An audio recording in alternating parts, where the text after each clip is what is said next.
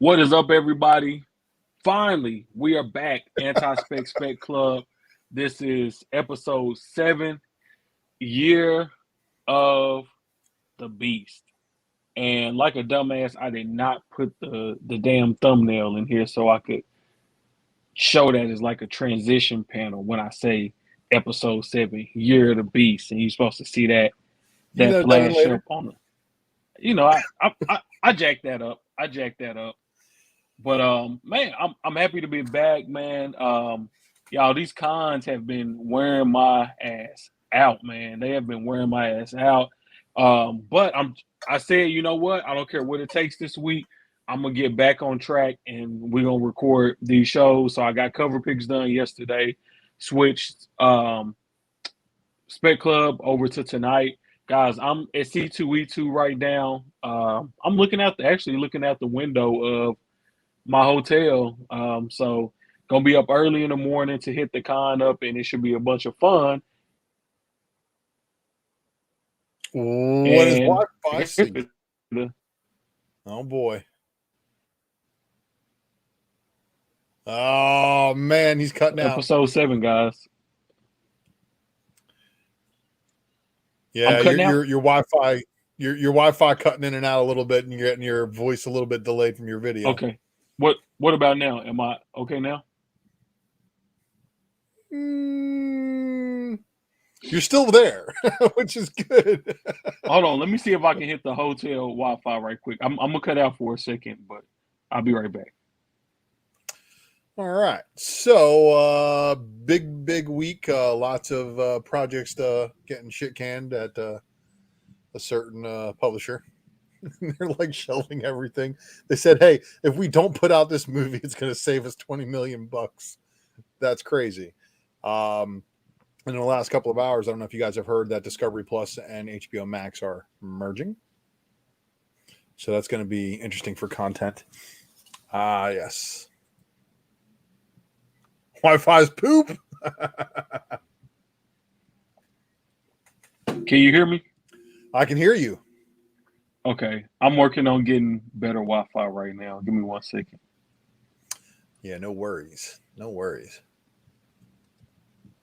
Why they did the Flash? Are you kidding? Why did they dead the Flash? Because Ezra Miller out there assaulting people. And that is not good public PR. But yeah, I did agree with other people saying that they should cast a new actor and have him in just the last scene of the movie and be like, "Whoa, your hair looks different." And like they pan to to Grant Gustin, and Grant Gustin's the Flash of of the DCEU now. That'd be awesome, right? More than just the Arrowverse Flash.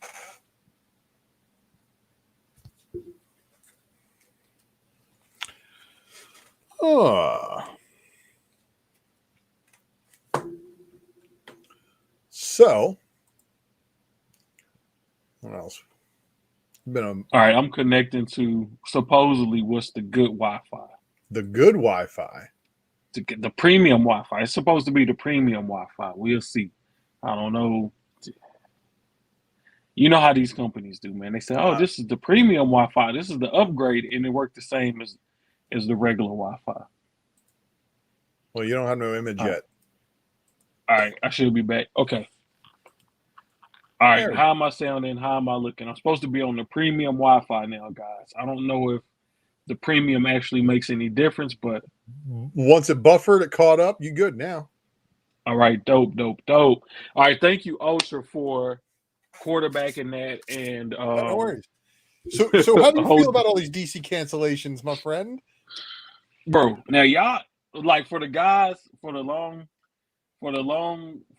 term viewers that really been rocking drunken chat, cover picks, everything that y'all know. I put that cape on for DC, and DC has not made me look good, bro. Like they'd have had some hopes of glimmer here and there, but for the most part, DC has not made me look good.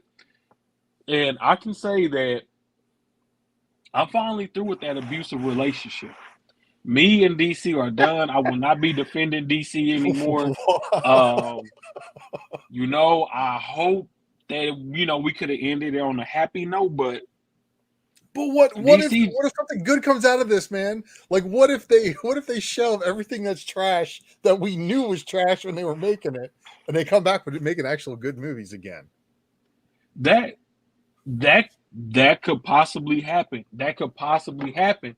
And I would love for that to happen. But you got to think, man, like, He's not ready to get hurt again.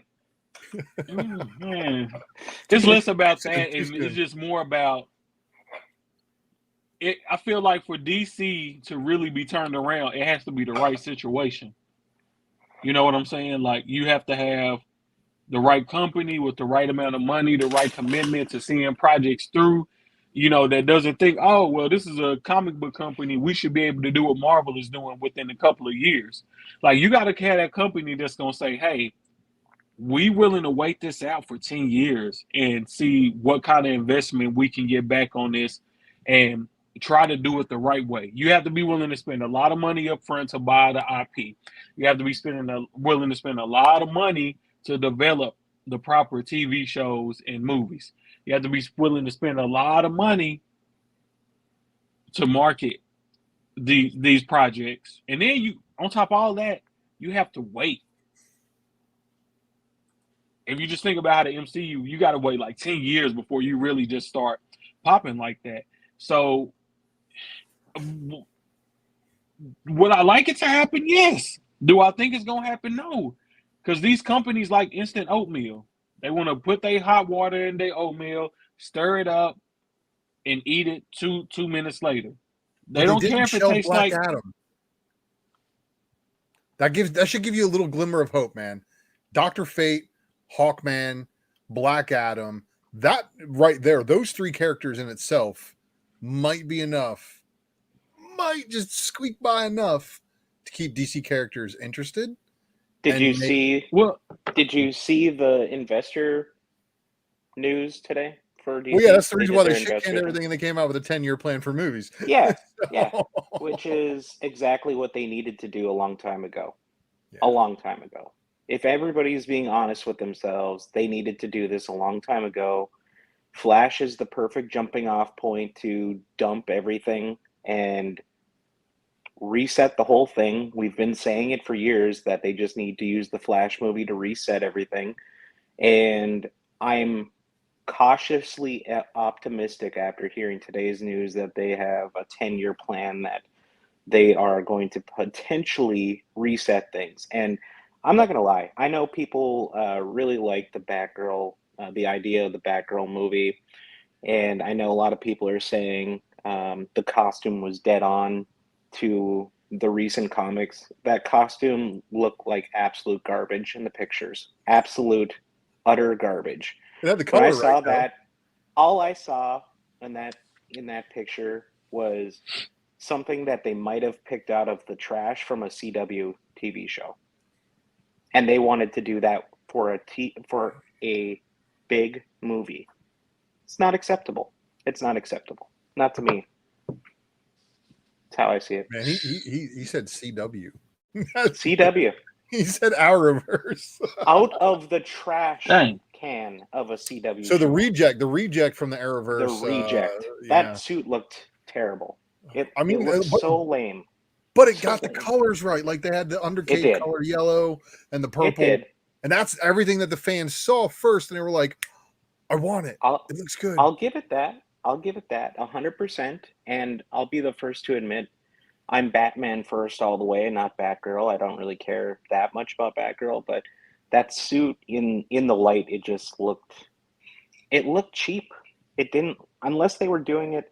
And to be fair, I don't know the storyline. If they were doing like, this is my first suit, okay, maybe. But if that was the end suit, I don't know. It looked like Kamala Khan throwing together her suit there in the first episode of Disney Plus. Yeah, well, we got Liger Style saying that Marvel buys DC in 2023. Batman becomes an Avenger 6 months later. I can see it happening. I can see that one happening for sure. He never loses. The Dark Avenger. Yeah, there you go. Mm-hmm. Or they do those weird amalgamation comics, and they have Wolverine, Batman. So we got that? people like Wilbur saying that the adults are in charge at Warner Brothers now. they fired all the young kids, told them to get out. If they get rid of Walter Hamada completely and he has no say in any of the movies, that's a bright day.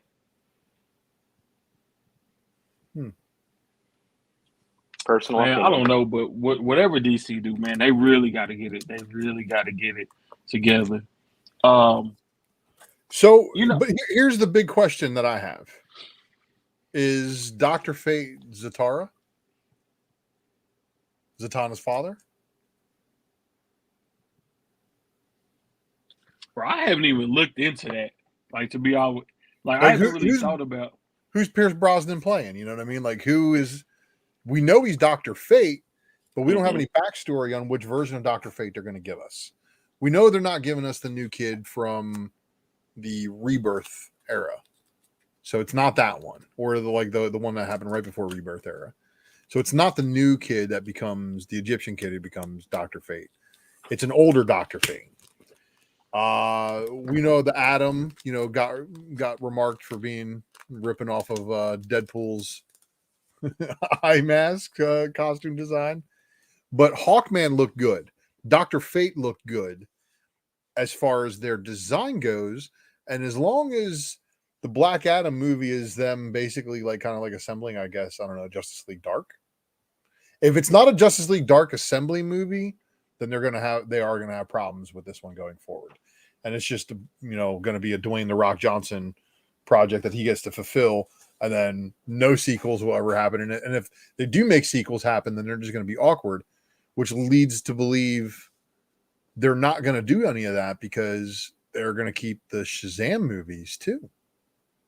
Didn't The Rock say that he is willing to dedicate the next 10 years to doing Shazam or Black Adam? Something like that. But if you can't turn out quality movies in those 10 years, how many are you going to get? Maybe 2? Yeah. Yeah, and see, he was probably saying that based on what Robert Downey Jr. did for Iron Man, thinking, oh, that can have that type of impact on my career. But in the grand scheme of things, if something better comes up and he's fulfilled all his contractual obligations, he ain't gonna be worried about no Black Adam. Fast and the Furious 36. No, he hates Vin Diesel. They got into it. That's why Hobbs got his own movie.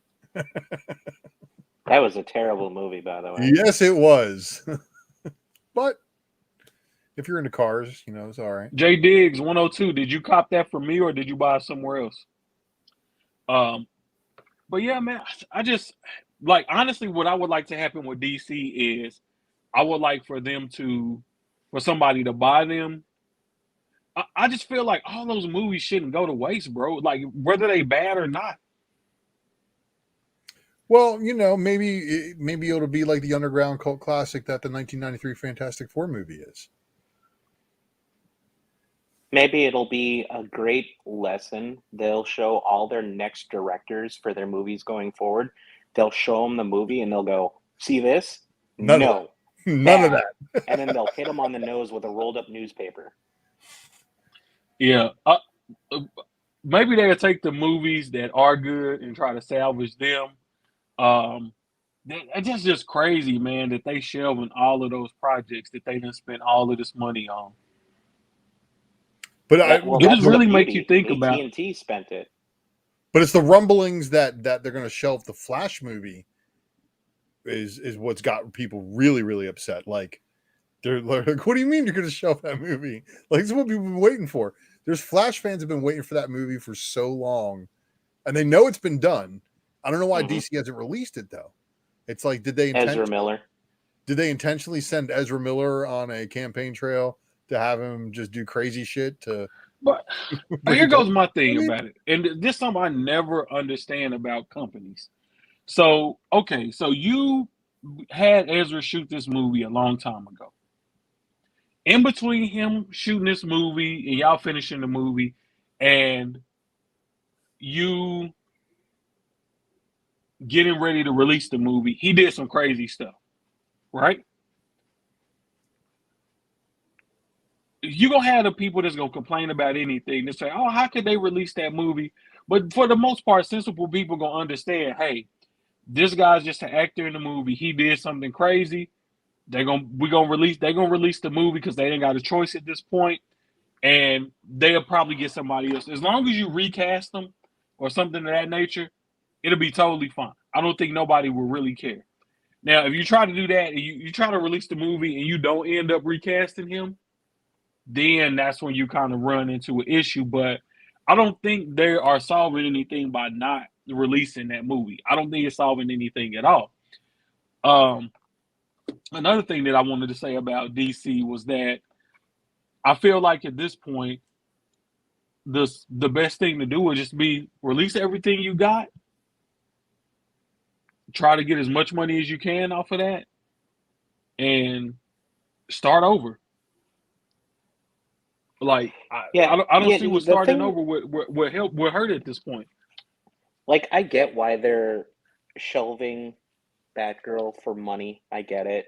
AT&T spent the money, and they get a free pass on recouping some of that money. And especially if they're looking at the movie and they think it sucks, They they're said going it's to going be to save looked them down 20 upon. million to Yeah, not put it I out. know, I know, I know. But AT&T spent the money to pay for that movie, not them. So it's a free 20 million to them. And I just think that, like, if they are serious about this and they don't want their name tarnished and saying, look, this is new Warner Brothers. This is Warner Brothers Discovery. This isn't Warner Brother Media with AT&T or Warner Media with AOL, Time Warner, all down the list. They're saying we're not going to just put out garbage just because we happen to have it as an IP. We already made it, but if it sucks, it's not worth going out. And if that's the message, I'm okay with that because we've been getting a lot of garbage. But then on the other hand, they say they're going to do a Joker 2 as a musical. Oh boy. So I'm torn. And And that that one I did just see started filming, I believe. and Yeah. that just screams garbage. That just screams garbage right there, man. Like, As a musical. Yeah. But it's Joaquin Phoenix, and a whole bunch of people went and saw it. Apparently, I didn't see. I have yet to see Joker. I've yet to see Venom as well, as I'm wearing a Venom shirt. Venom's not good, so you're okay. That's why I haven't seen it, man. Damn sure don't see Venom too. Oh no, yeah, I've been forewarned about that one as well. Whew. You know, I still want to enjoy Woody Harrelson as an actor, and Well, still then have don't respect see for him this. playing in Natural Born Killers. Definitely don't see that. so Don't. I saw an article today that said that there was a poll taken and that people are losing interest in superhero movies. You know who's saying that? The people who write movies that aren't for superhero That movies. aren't superhero movies, Yeah. right? But And the same at the same time I can kind of see it because we get so much content now. It's not as special as it used to be, and I Yeah. think that's where companies get greedy, bro. Like, yeah, Yeah. like when you I can mean, just turn on Disney Plus and watch some of your favorite Marvel characters, like it's not the same, man. It's like going to the theater, like the way we used to do it. It'd be like me, me, the fam, friends, family, whatever. We all go together, go to dinner either before or after the movie. You watch the movie, you talk about it afterwards, and we meet up the next movie and do it again. Now and then too with this is my problem with the Disney Plus thing. I feel like the only thing that I can really remember that kind of pushed the plot forward in the MCU was when Kamala came out and said that she was a mutant. Well, I mean, did Captain Marvel tell her she was? However that happened. And No, it was that dude. I I mean, can't think of his name. Bruno. I'm tripping. Bruno told her Bruno. that she Yeah. was a mutant. Yeah. So outside No, of that, no. I He mean, said that there's a mutation, and then we heard it, and everybody started making assumptions that mutants, mutates, and Inhumans are the same thing apparently in the Marvel Cinematic Universe. And then we got everybody going, "Oh, Kamala was originally going to be a mutant, but the hate with Fox was going on at the time." And I'm like, bro, if they really wanted to do that, they could have made her powers appear any other way. But yet they chose to do, what was it, Inhumanity? Yeah, and then Infinity. And then in Infinity, when Adeline got blown up and the cloud went around the planet, everybody turned into superheroes. We got Lash, we got Inferno, a bunch of really good Inhumans actually came out of that run of Inhuman. And Kamala was supposed to be like another one of them, right? So what are they going to do with all those other characters in the comics? Are they going to retcon them all as mutants now? Well, and we got Black Bolt in the Doctor Strange movie, but correct, that was a different universe too. So correct. Maybe somewhere along the line, if they want to bring in humans in, they'll just say, "Oh, somehow, whatever the hell universe that was, 831 or whatever the hell it was, somehow infected 616," and yeah, I don't know, some way they can always do it. I always thought that there was a connection between the two of them, and the way that they can fix this all is by basically having the mutants, the ones that under stressful situations, their hidden talents or whatever are revealed the same way that they've always been in the comics. But like the other ones are people who have the genetics but need that extra push, and they just find the chemical compound in the Terrigen that is that extra chemical push to push the person into that moment of stress and to have the latent powers come out and have them all be related. And essentially, if they are on this planet and we are all seeded by the Celestials and we're all, guided by the Eternals throughout history, eventually, the subspecies of deviation, and that's what they're getting to in the comics right now, calling the X-Men deviants and shit. So all the deviations, the Inhumans and the mutants, like, wouldn't the Inhumans be a deviant too? And like, wouldn't the Eternals be looking to kill them? But I think they're dead in the comics right now. They did kill the Inhumans off, didn't they? Yeah, I think so. Well, it's the Marvel I don't know Universe. because I haven't. I mean, is anybody ever really dead? But I haven't started reading X yet. So, let's see.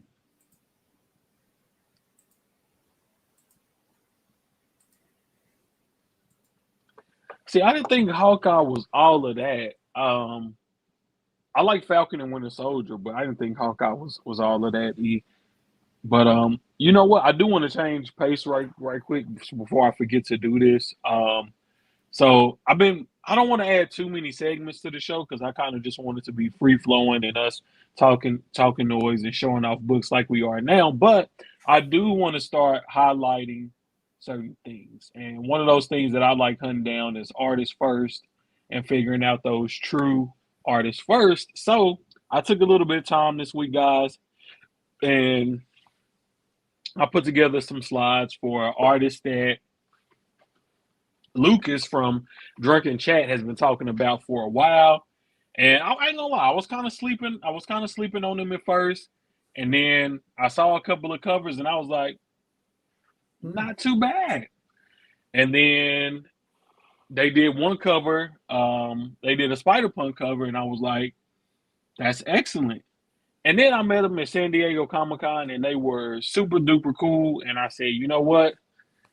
Let me look little bit deeper into the cover. So I'll present to you all artist first, and the subject is gonna be Maria the Wolf, aka Maria Lopez. Not too many panels on this, guys. Just kind of getting to the meat and bones of the situations. Like I said, she's had a lot of dope covers. This Battle Beast that I used for the backdrop on this one was one that came out San Diego Comic Con weekend, even though it wasn't a San Diego Comic Con exclusive. But this is kind of like she's only ventured outside of Marvel a few times, and this was a pretty big, to me, in my opinion, this was a pretty big book for her because she killed this Battle Beast, man. She killed this Battle Beast, but this is artist first, right? So we're trying to focus on the first for this artist, so we can kind of track these artists first and know what books we need to hunt down, because some of these books I'm pretty sure people is flipping right past and back issue bins. So here's her first ratio variant, and it's actually on the Transformers book, Transformers King Grimlock #4. This is a 1 in 10, I believe. Ultra would probably know better than I would. Indeed, it But is a 1 in 10 of a horrible story, but that cover is awesome. But yeah, that cover is kick ass. And I'm kicking myself in the butt because I meant to buy one of these or a couple of these before I showed this off. But it's not too many of y'all watching right now. But man, you get this book anywhere from 10 to 20 bucks depending on condition. But this is her first ratio variant. And look, man, it's Transformers, man. That's a timeless property, and it's a badass cover. So this is her first ratio variant. And for her first cover, period, her first published comic book artwork, Women of Marvel #1. That's crazy. I think that's crazy that her first book was on Marvel, right? A Marvel variant for your first published work, man. That's Right? pretty crazy, you know. But this is kind of like part of the push that Marvel is doing now, where they're kind of doing with some of the indie companies and what DC has been doing lately, finding these up and coming artists and giving them a shot, putting them on variants and things of that nature to get those variants a different feel from the main cover A's that Marvel typically does. Um, so this book right here, bro, you can still get this for cover price all day. It is a thicker book, so I think that maybe the cover price on this is like $5, but you can get these all day, man. Easy pickup right here.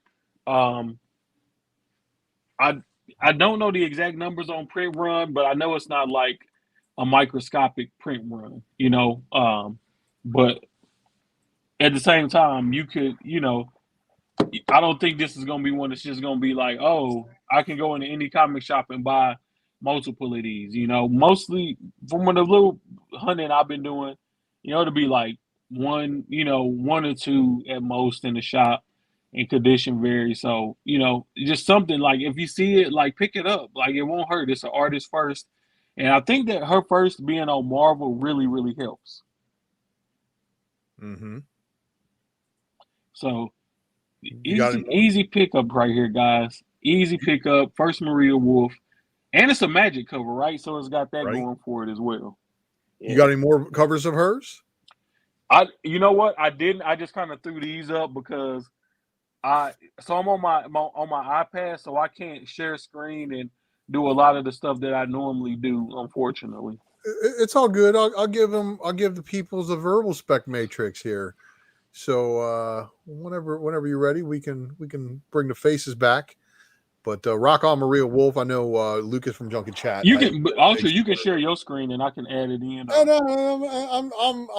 I'm just looking at like eBay pages and shit just to kind of get some things down. But to throw this on the radar for you guys, there was actually a book by her. Somebody just mentioned in the live chat. She killed it on the Marvel's Voices Kushala cover. So yes, she did kill it on that cover. But did you also know that cover was actually an accident, and it was supposed to be a different character? But the character, that cover actually appears on Moon Knight #5 as well. So Moon Knight #5, Maria Wolf variant, and the Marvel Voices Heritage #1 Maria Wolf variant use the same artwork 2 times. Yeah, that's something that I noticed when I was looking through her covers. And then she just came out with Amazing Spider-Man. Legacy number 900. She did a Yep. sick variant for that. And it kind of shows because at first I thought, her style was kind of like static, but if you look at that Amazing Spider-Man number 6, Legacy issue number 900, like she totally flipped it from other covers I've seen her doing. Indeed. So, You know, one of my favorite covers that she did though, X-Force 25, the Warpath variant. that's a nice one too.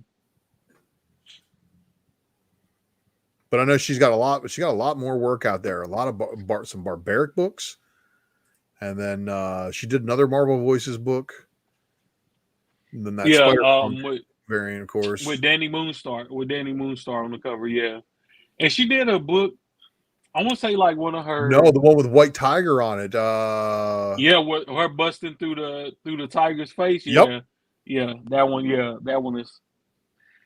She got the Spider-Punk with Spider-Punk walking upside down on the lights, playing the guitar, and it's like the little details she puts and stuff. Like on the Spider-Punk cover, like she gave him a guitar that you would see like a grunge.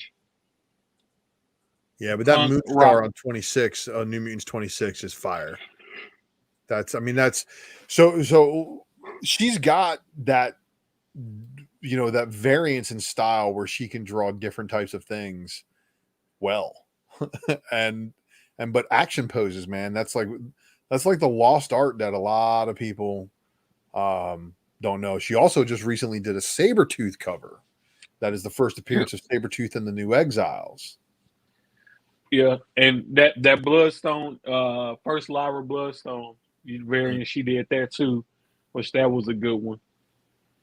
Like she putting in work, man. She's putting in work. I would like to get her on the store on the store exclusive or something, to where I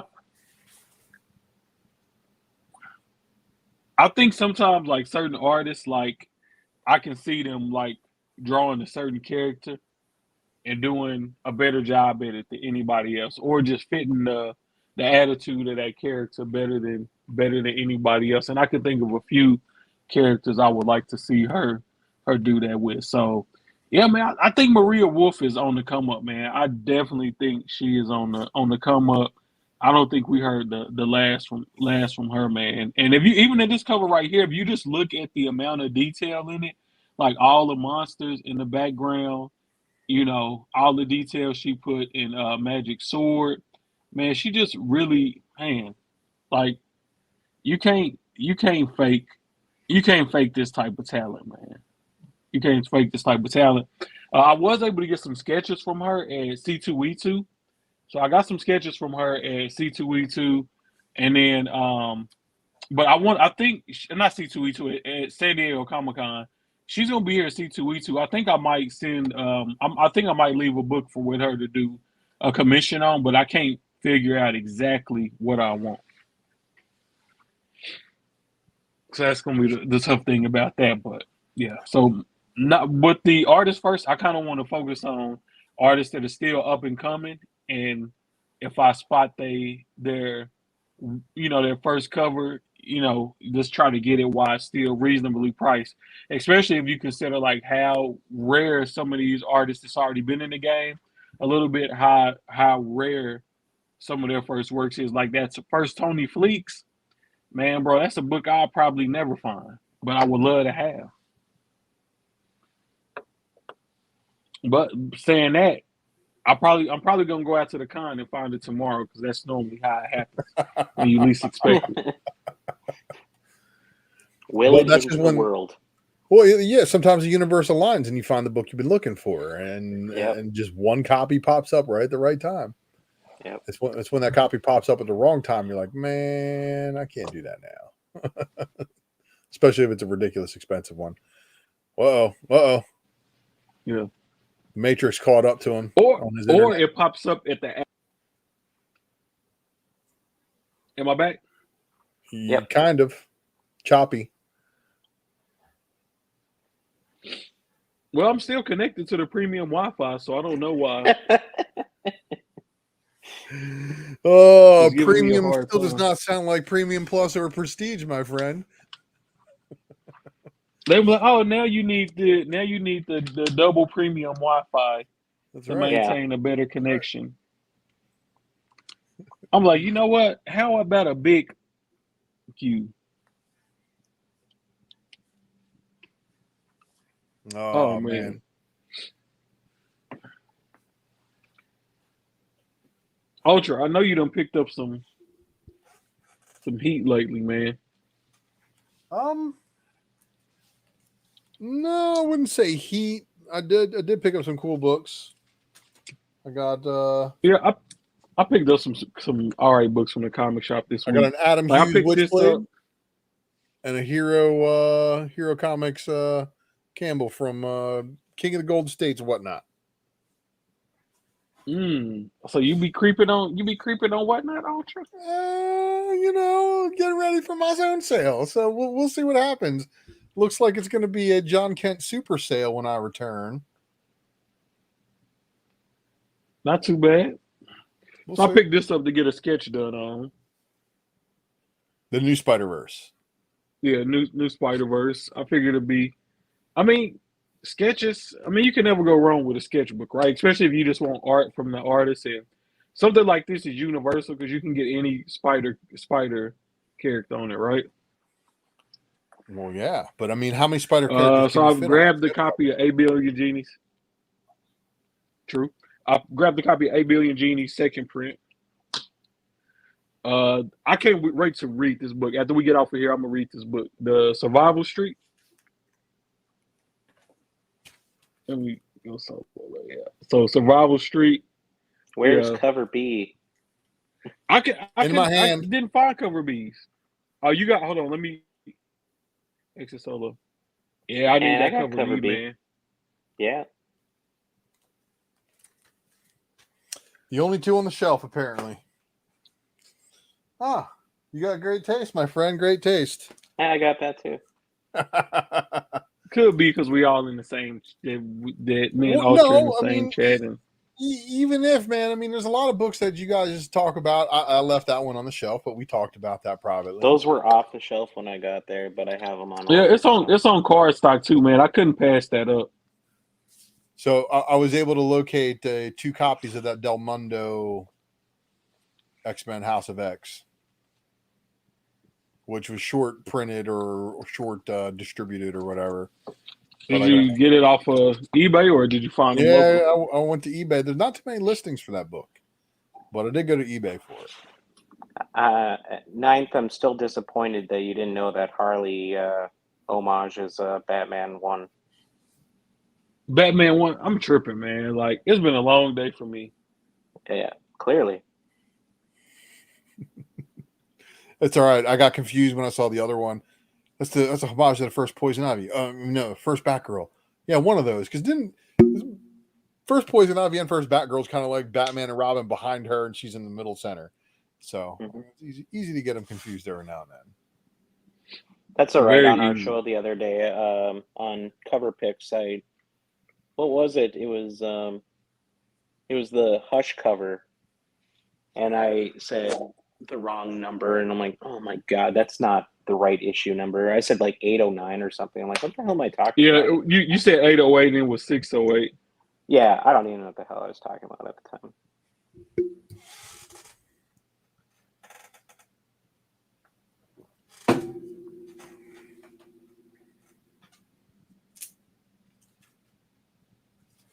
All right, let's talk about these Opus. All these rock and roll music related books. Some of them got some pretty sick variant covers. And then here we got these Crystal Planet with the Thor Silver Surfer swipe. This is a 1 in 5 incentive. Am I the only one picking these things up? Those were all sitting on the shelf at my LCS the other day. But Death Dealer has gone 4 prints. Yep. And that's where it gets kind of confusing. Is like, why? A lot of confusing shit out there. Well, the Opus books, have the Death Dealer. Um, who else? The Disturbed guy, I forget his name right now. Dark Messiah, Bill and Ted, Crystal Planet, and I think there's something else they got in there too. But the McFarlane covers on that one definitely are still desirable. Well, I gotta take care of an animal in this office, otherwise it's gonna be bad. I think you're the only animal in that office.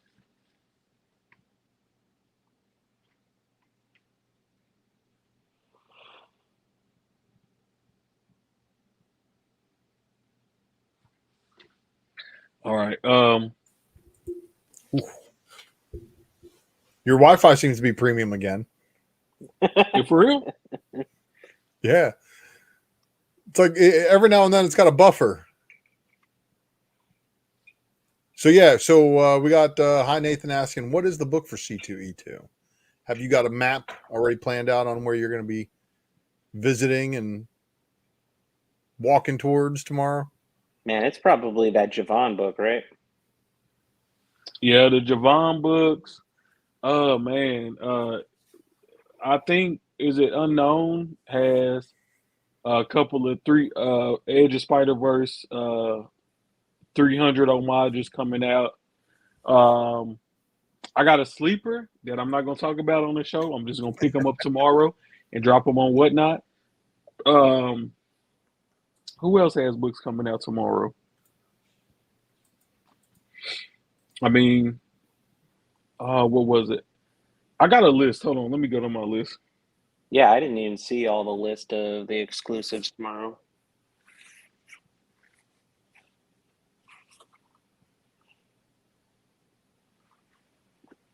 Hold on, let me go to my little screenshots. Every time I saw a good exclusive, I screenshot it.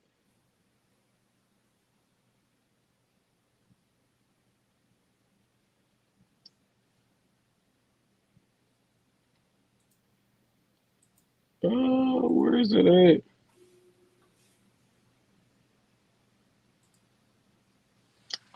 Um.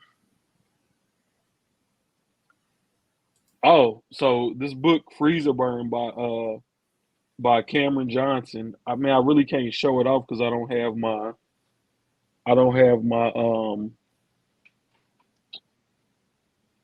since I'm not on my laptop. But yeah, this is a book that this guy did himself, and he got 100 trades and like 50 foils. Is the print run on those for C2E2 exclusive? So Man, I'm gonna pick those up, man, because like that, I feel like, man, like now that it's a little bit easier to publish your own stuff, I think picking up some of these early books from new creators that they releasing independently, I think in the future that's gonna be like a big wave trying to hunt this stuff down, and Yeah. especially if you look in the past where we saw stuff from creators, from big creators that came out before they blew up. Like I definitely think it's a wave. It's a wave for that. So anytime I got a chance to pick something like that up, I will. But I'm sure there'll be tons of exclusives at the con. Some of that stuff is kind of hard to figure out until you hit the con floor, and you can go from booth to booth and make your way around and see, who has what. So, you know, but it'll be plenty of books. It'll be plenty of books to get. I think I could be wrong, but I think uh it's supposed to be a Clayton Crane Ultimate Fallout 4 at C2E2 as well. oh man, Is it a swipe of the regular cover? Yeah, well, I was kind of disappointed by that. Man. Yeah, like that, man, I don't want to shit on store exclusives, but let me just say this. I'm still kind of disappointed at like the majority of the store exclusives we got for that facsimile for Ultimate Fallout 4. Like almost everybody did cover swipes. Like, bro, it's Miles. Like this is the easiest of easy layups. And The then they changed his easiest. costume. And then you have everybody drawing him in the old suit on their store exclusives when he's in the new costume in the book.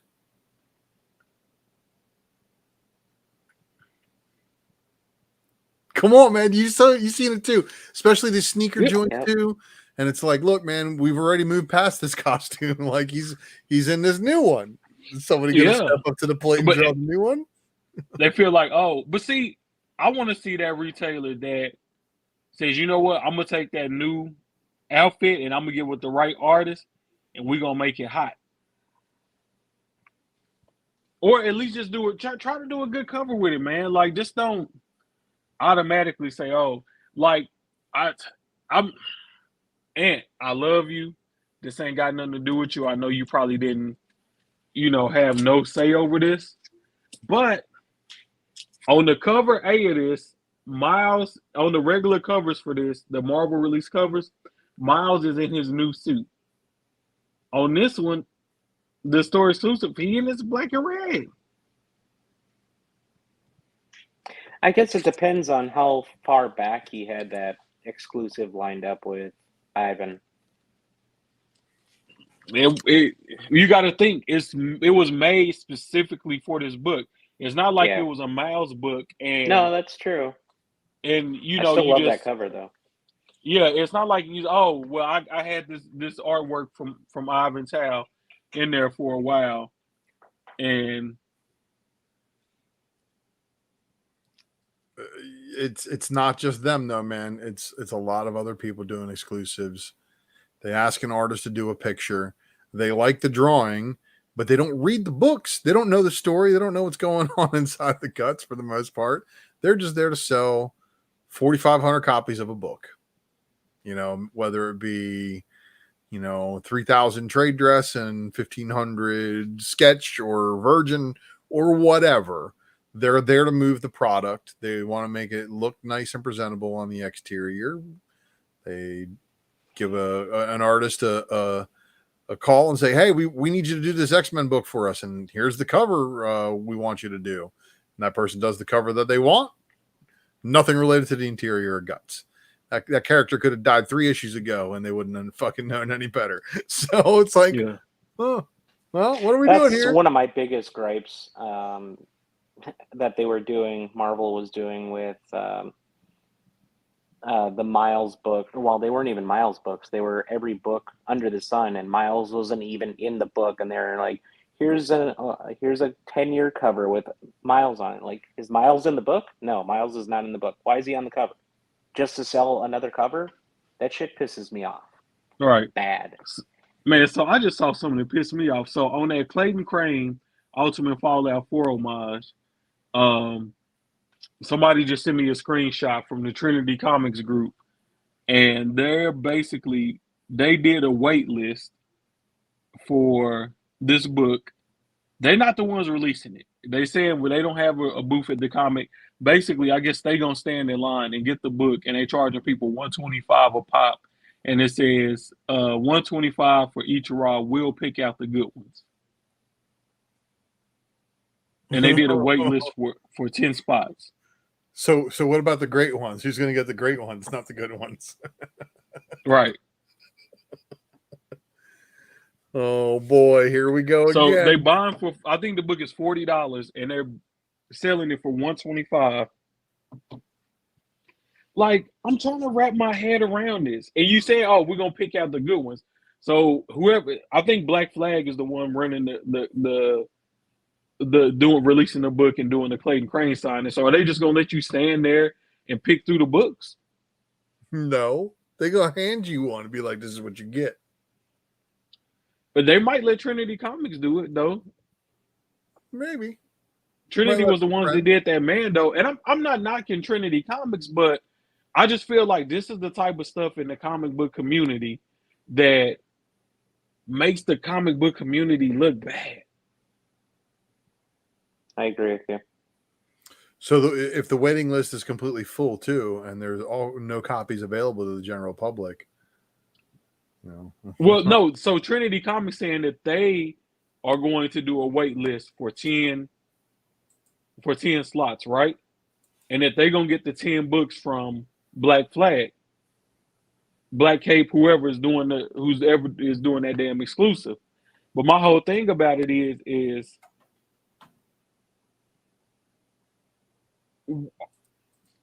so I'm saying me personally. Well, just say Joe Smo.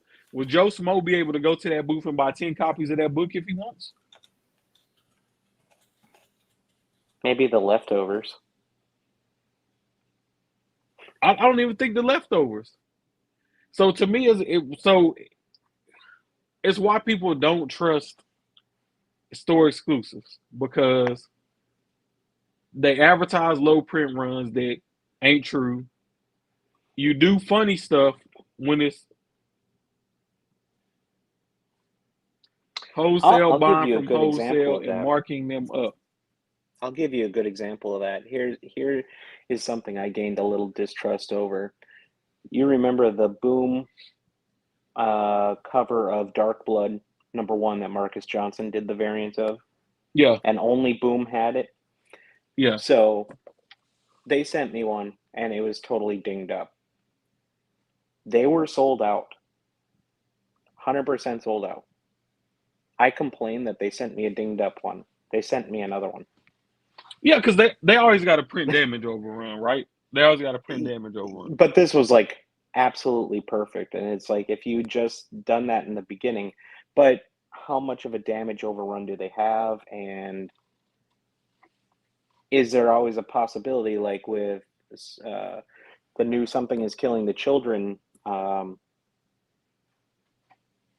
collage of all their books that came out, they're giving away some of those rare exclusives in there.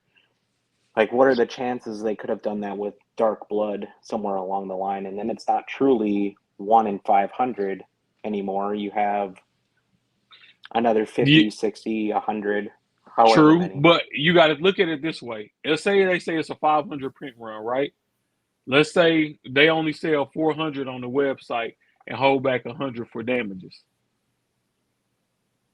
Maybe. Maybe. And hold on to, because that just if you say something's a 500 print run, that would mean you got to release the whole print. Where if you say, okay, we No, that's sold true. out, that just so mean we sold out of available inventory.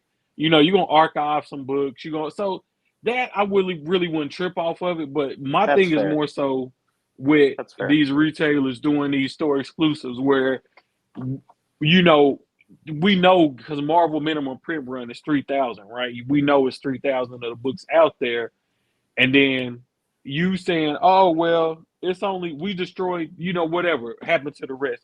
You saying, "Oh, it's only 500 of this book," and then you especially when it's a convention exclusive. And here's my thoughts on the convention exclusive.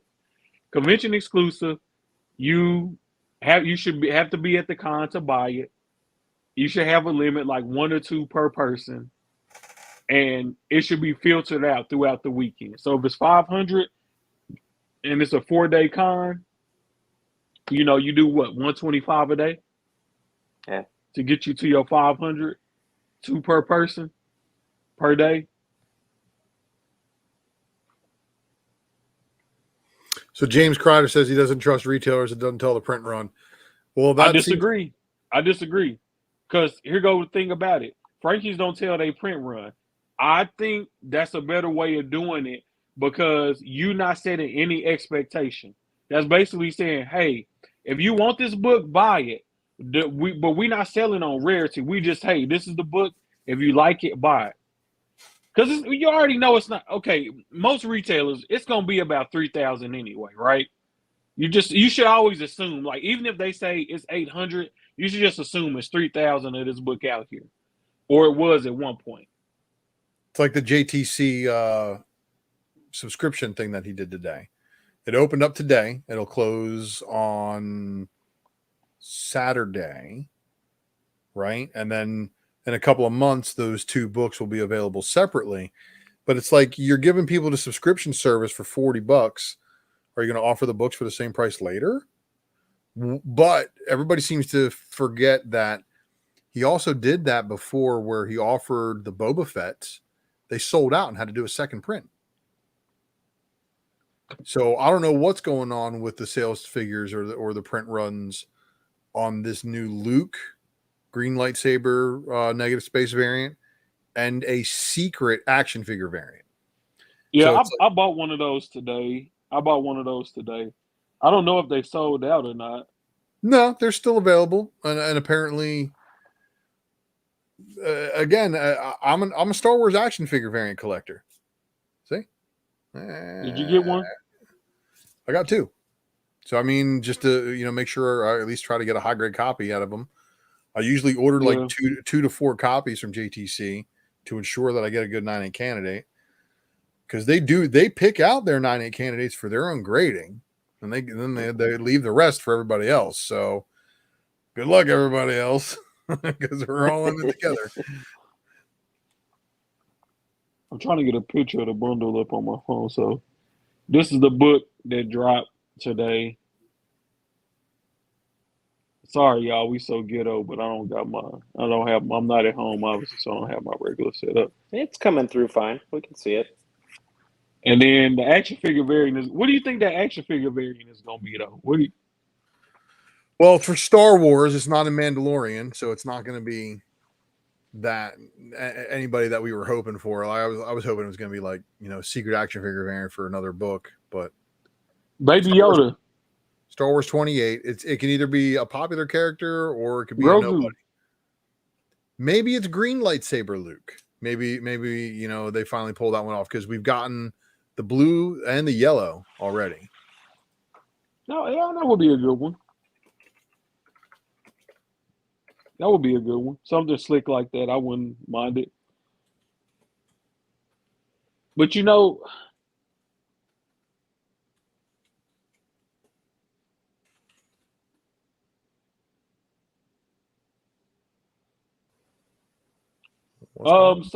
the whatnot ash cans. All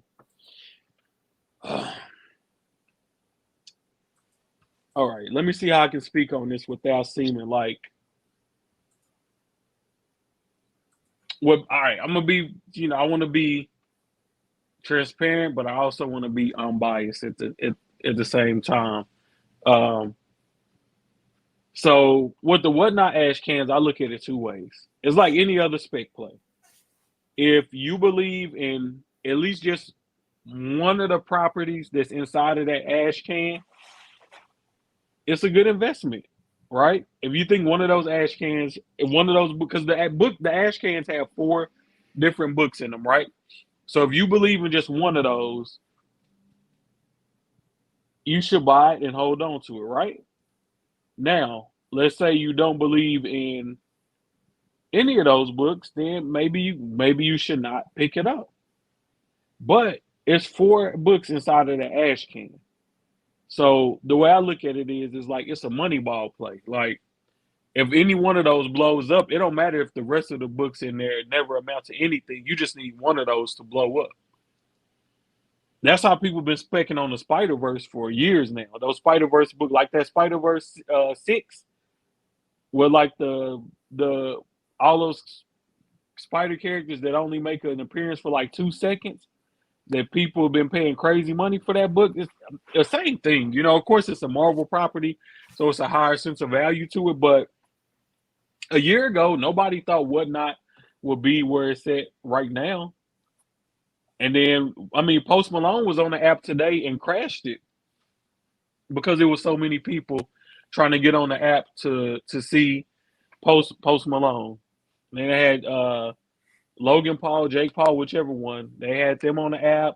So, you never know what this company could be a year from now, 2 years from now. The way I kind of look at it is like, hey, what if Twitter or Facebook or something like that, like had was making their own collectibles, and you had like a Twitter, like a early Twitter comic book that got turned into a movie or something. I don't know. It's tons of potential there, man. It's tons of potential there. Now they are coming out with a bunch of different covers for these ash cans, but even if you think about it, most of them are pretty low printed, like 100 to 200 max. Some of them even more low printed than that. So you think about the average Marvel book, 30,000 copies, 40,000 copies. All of this stuff is still microscopic. And I think Ninja Funk is probably going to be the best of the books that's in that ash can. But if Ninja Funk takes off, think about how much those ash cans will be worth with that low of a print run, and then you get one of those stories that takes off. I think Ultra and I are on the same wavelength. What do you think about the Valiant low print run books?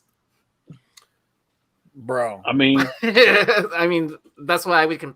I mean, I'm not saying it's gonna end up like that, but kind of like it's the thing. History repeats itself, right? We now have so many horrible properties that have fans that will eventually look to chase the shit down when they get older and have money, and will make this stuff appear to be expensive when it's not really expensive. It's just uncommon because it was crap. But the cyclical thing, it's what I'm into, man. So it's, to me, it's worth 20 grand. With everybody else, it's worth $20. true. I see a lot of that happening in the future, and Valiant books are probably one of them because there's so few of them. But there's like that underground following that's like, I need every Valiant book. Like, wait, what? I want an FOC of 250 copies for your 1 in 250 glass. Wait, what? Like these rare, just off the wall, bonkers ass, can't believe Dinesh is not a part of this company still type of marketing gimmicks. Like that's what he did when he was there. 1 in 40, 1 in 30s, 1 in 20s, like stupid high ratio books on Valiant books, even their 1 in 100s, 1 in 500s, man, like all those stupid high ratio books, there's like 10 of them. So it's like, of course there's going to be people fighting over it. There's only 10 of them in the fucking existence, man. And then it comes down to the collectors with the most money, and the collector with the most money is going to win. Yeah. Well, and I am excited for JPG creating a comic book because that's what he's always wanted to do. And then, he's put a lot of thought and process into it. And, he's doing like what a lot of people are doing now, integrating music to read with the story, which is a nice element to touch on. Like that, I guess not a lot of creators are doing, right? Yeah, they did it where we live. What's the furthest place from here? Yeah. And that's something else to spec on, man. I think those comic books with soundtracks, I don't think they're not even close to tapping their potential. And they're getting some good artists. I mean, what's the furthest place from here? They got Jawbreaker back together. I mean, artists from Jawbreaker to write music for that. Yeah. So I have an idea for a comic book that I've been, taking notes on and ideas on. And that's one of the things that I wanted to do was do a comic book with a soundtrack, but it will be all hip hop based.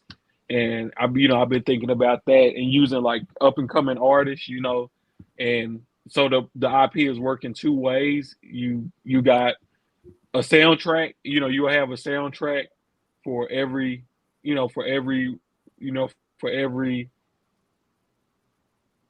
don't want to say every issue, you pretty much for every issue. And then you have for the whole, so the way I would want to do it. Now, see, I don't want to talk too much on my ideas because I'm giving away too much stuff for free. But I think a better way to release stuff would be, for an example, the trade and all the individual issues would go on the FOC at the same time. Well, the trade will go out a week, like the week before. You order your trades. And then when the individual issues come out, on FOC the next week, you order your individual issues. And they all come out the same fucking week.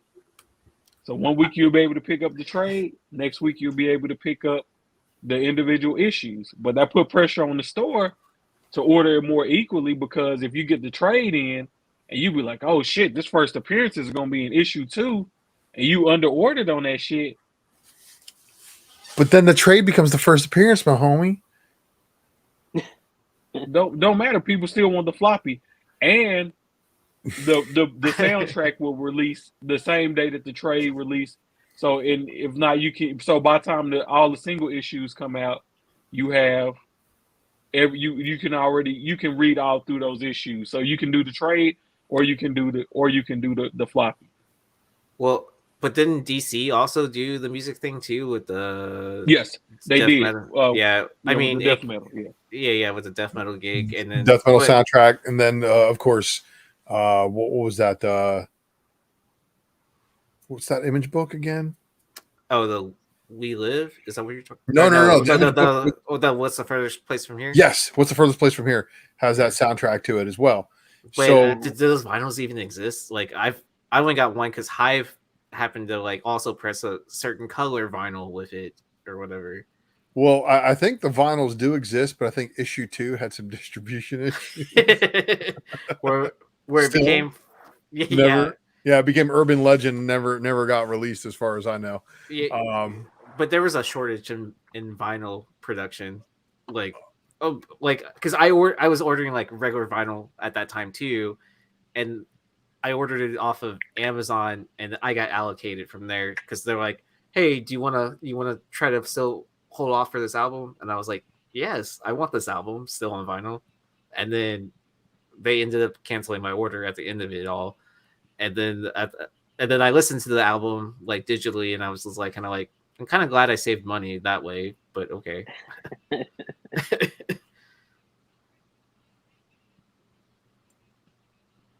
Yeah. I'm trying to think. I feel like it's another book that I'm missing that had a soundtrack to it. Shit, man. I'm trying to think. What was it? Did Kanto have something with it? No. Because I remember the Lee Live stuff because they have the QR code that you scan. Yeah, James. I think that was just like a prequel. Yeah. A prequel for Firepower. It was like a prequel to. So this is the Scout method. They would release a number 1 with all the first appearances and stuff like that in it, and then they would release a trade paperback with issues 1 through 5 all collected, and they would never release issues 2 through 5. So you can only read it through the trade. Correct. You get the first appearance in issue number 1, and then any other characters supporting appearances, anything like that happens later, happens in trade, and you gotta watch one shot. But you got to watch out because Scout also is sneaky with their ash cans too. On top of that, that's true. But the Black Caravan, I don't know if you guys notice. I notice it because I do the FOC stuff. Black Caravan is now separate from Scout. Yeah, it's like their own imprint, but it's like different. It's kind of like Scoot is their all ages imprint, different but still them. Yeah. Like Boom has Boombox. That's supposed to be they all ages imprint. Like this came out under the Boombox imprint that this Buckhead did. It came out under Boombox. I think actually if I do you ever get a 125 for that issue? No, but it's on the Boom website now. The one that 25 is. Boy, be careful if you order from Boom. I ordered the Grim number 1 in 25s foil because they had them on there. Yeah. And they didn't ship it in bags and boards. And then one of the books ended up showing up damaged. One out of Richie, 3. Get on your people ass, man. You know that ain't right. What do you mean? He knows they eat bags and boards? That's extra money. No thanks. Yeah. Well, so they've done that before, like where they didn't have bags and boards, and so they put it in some sort of bag where it's all together because of the shortage, and then they eventually started bagging and boarding their books again, and then now it's like not even in existence at all. You got to ban somebody. I got it. Banhammer throweth. Man, yeah, because they got entered into my like giveaway on the nearing.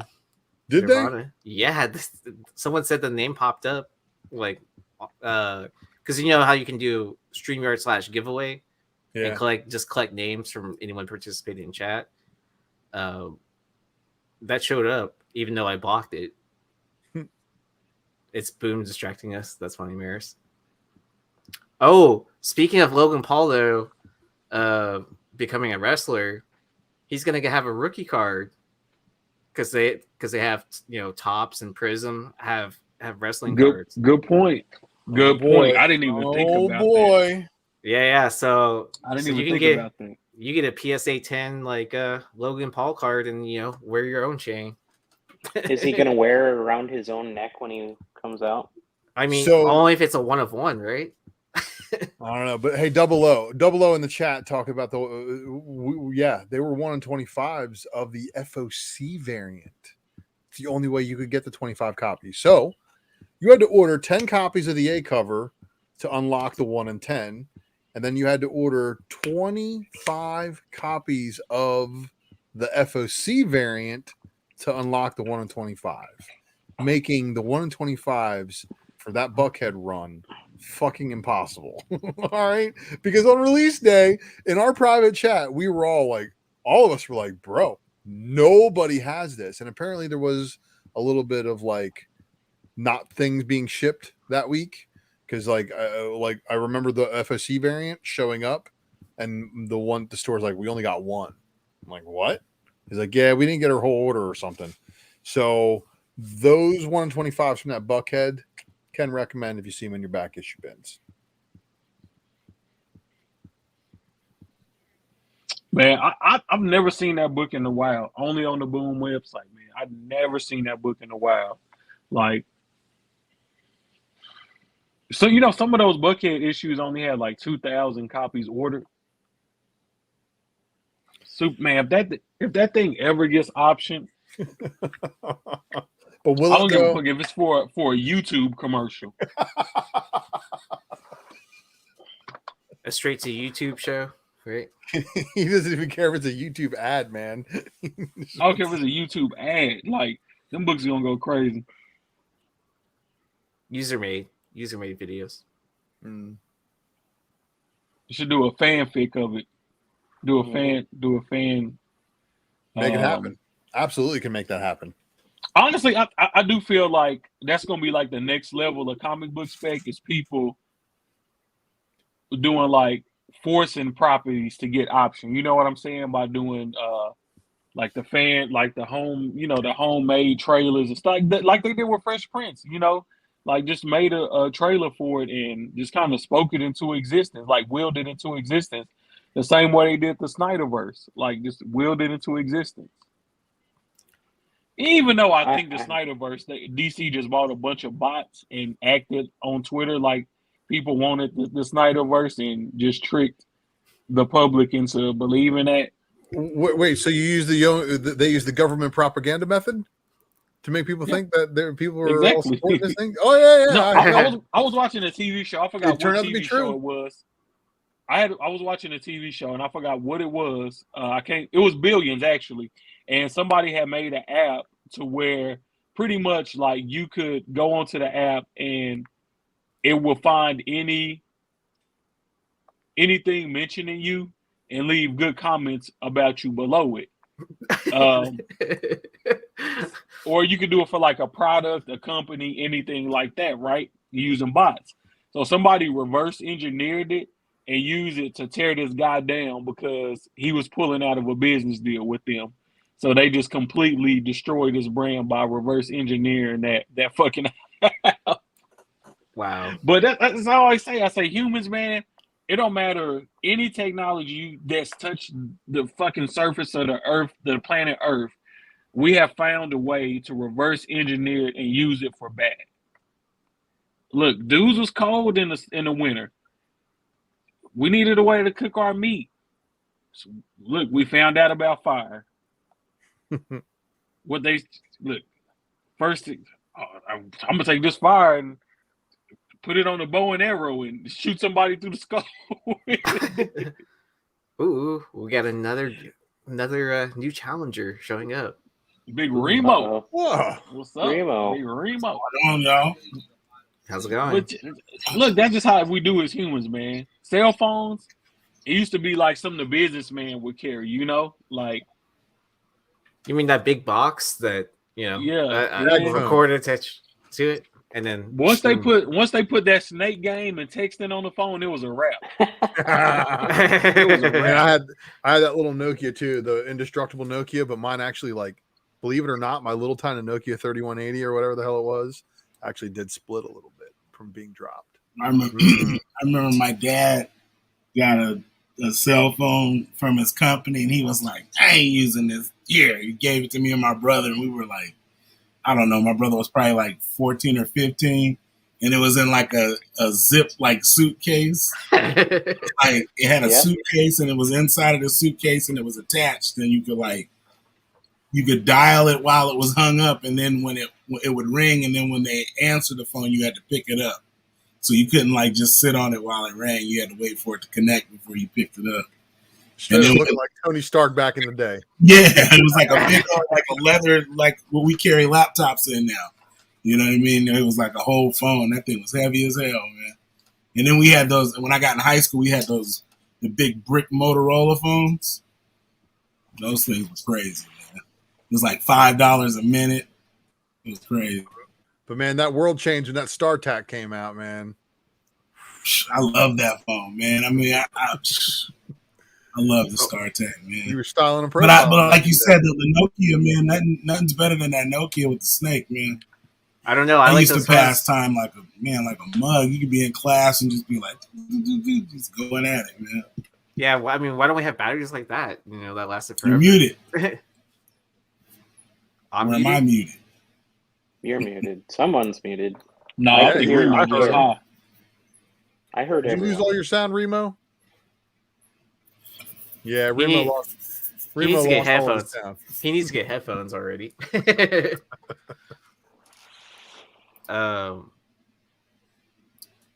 was something I was gonna say. I can't even remember. That's all right.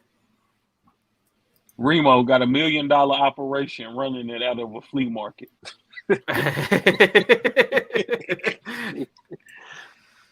Oh, but the Matrix, that's what changed phones forever. As soon as you saw that click in the phone sliding down, whew. Yeah, that's true. Yeah. Oh, Sidekick? Yeah, I remember those too. I thought they tried bringing those back too. The Sidekick?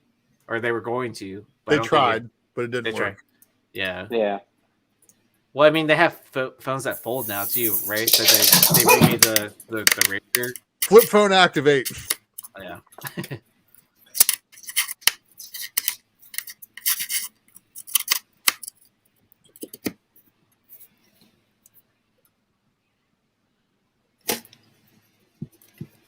Check, Remo. Can you hear us?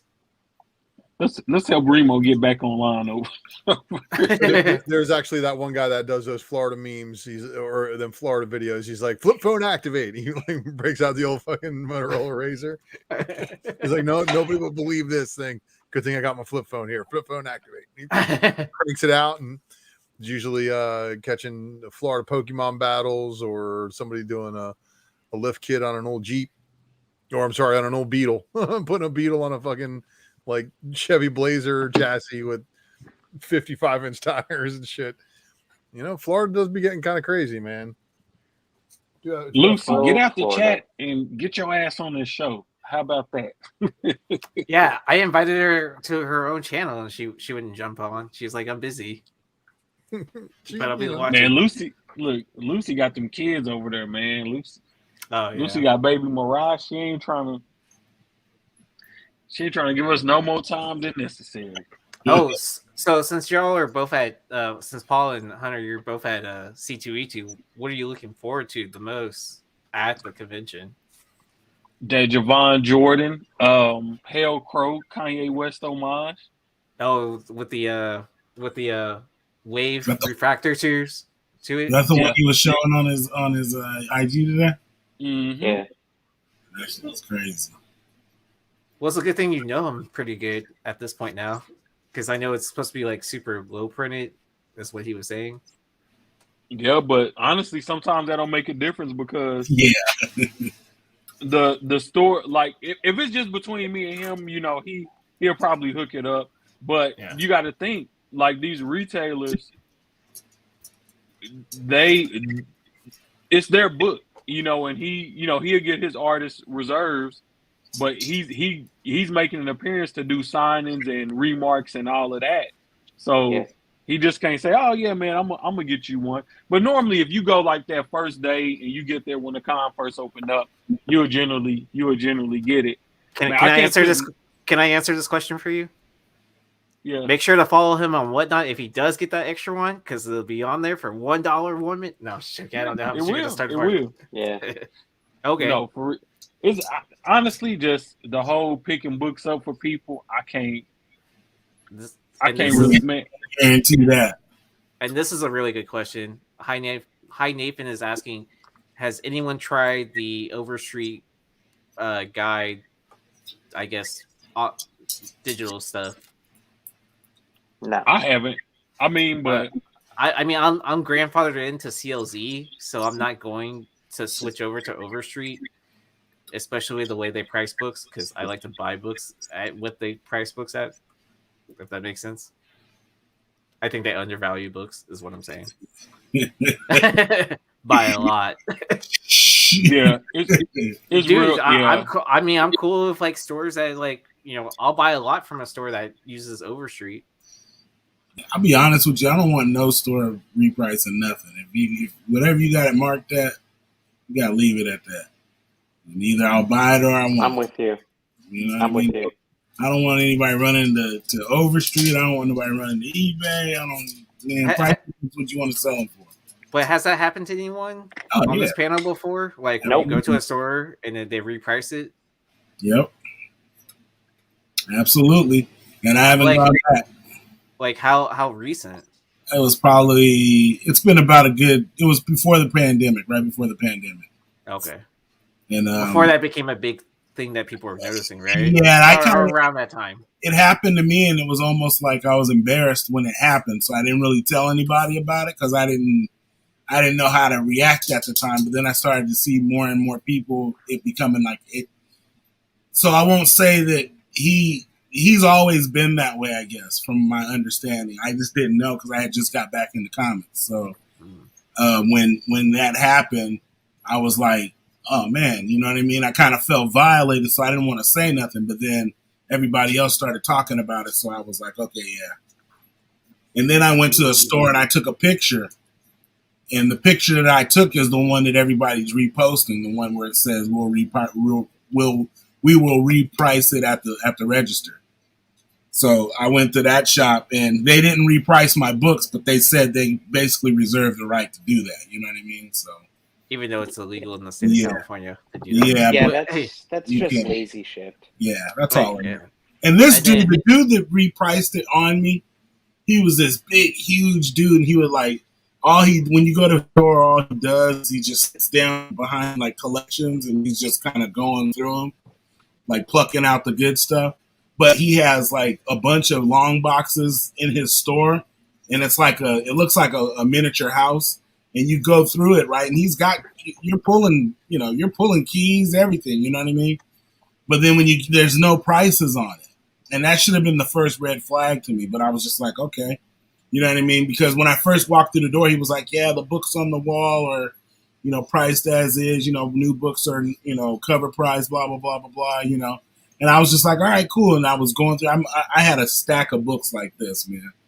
And I got up to the register and he was like, he started going through to eBay, and I was like, "Oh wow, really? You gonna go to eBay for these?" And he's like, "Yeah." So he was like, pricing them all, and he was like, "So this one is this price. This one." I'm like, "Oh wow, I'm not doing that." So he was like, "Well, what will you give me?" You know what I mean? And I was just like, "Man," I was like, "You can keep all these." I said, "And I'll take this one right here, and I'll give you $12 for it." And that was the first appearance of Gambit on the annual X-Men annual. So. That happened to me live at that one booth we went to in Dallas where you found that Dragon Ball Z book. Yeah. Remember, because I was just like, hey man, just pile up books to this guy and he'll give you a price. And then if you say like something reasonable underneath it, he'll take it. Like he doesn't care.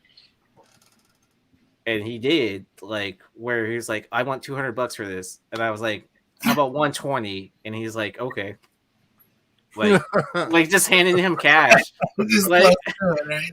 dude, yeah. I mean, I could work with that because that's negotiations. Like, you know, well, I mean, that's money.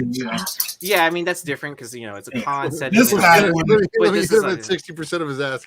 Yeah, but this guy was itemizing everything. Like, this book on eBay is going for this price. This one's going for that. And I was just like, man, get out of here with that.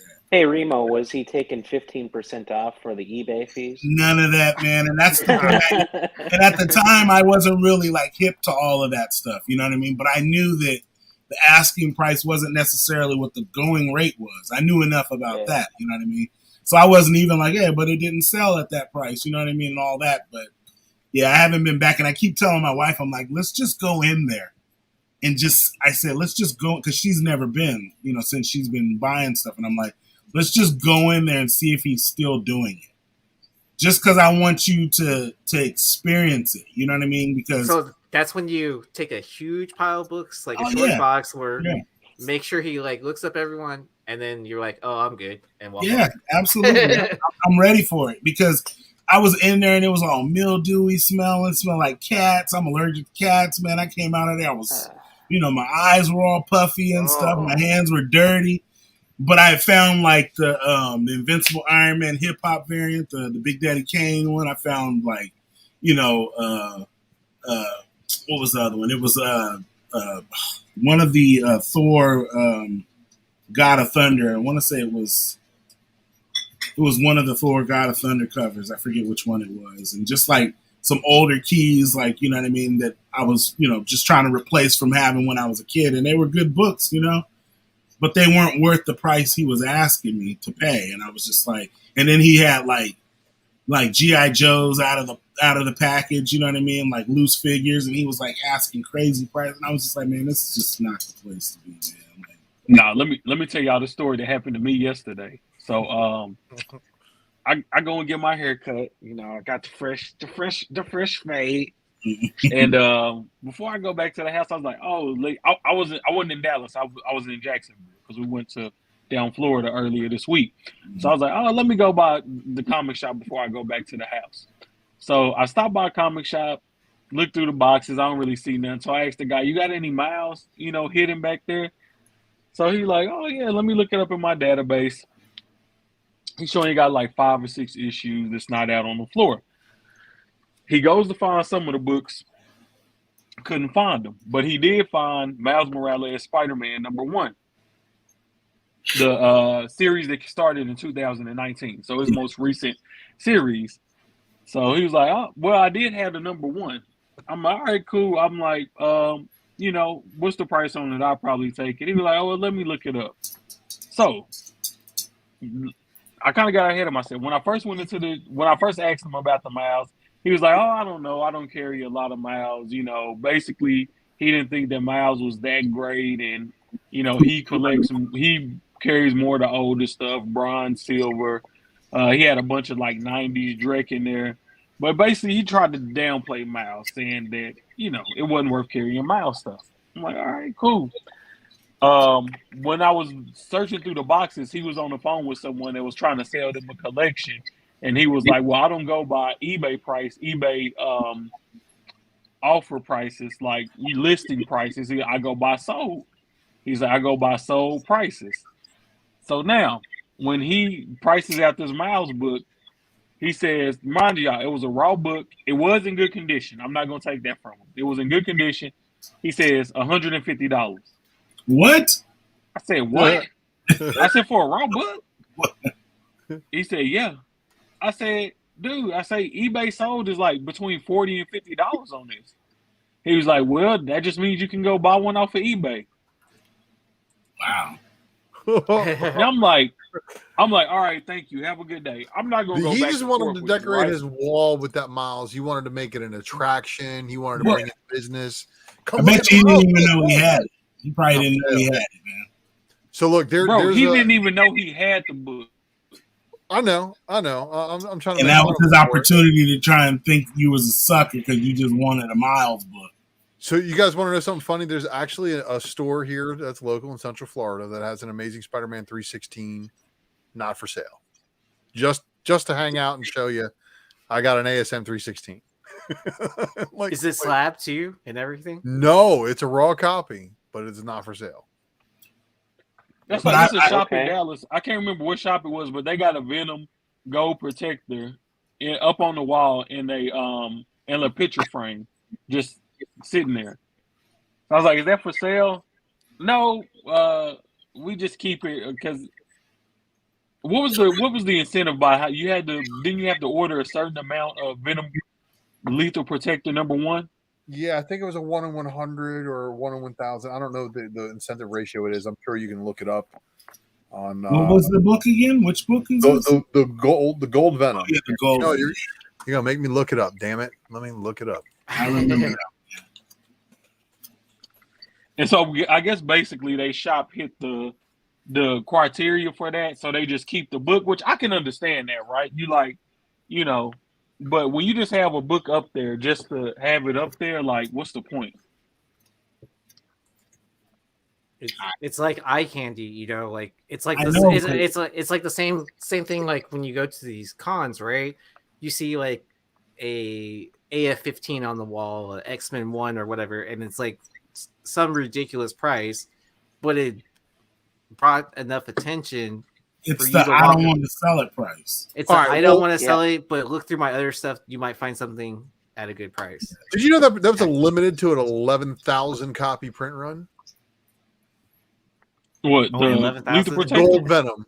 The Gold Venom holofoil is limited to 11,000 copies. I'm sure they know that. That's crazy for a 90s Marvel book. I think I still regret selling my 9.8 in that book. What's 9.8 going for in that Gold Lethal Protector? I mean, with 11,000 copies floating out there, it's I think I saw one for 1,200 something recently, like 1,300.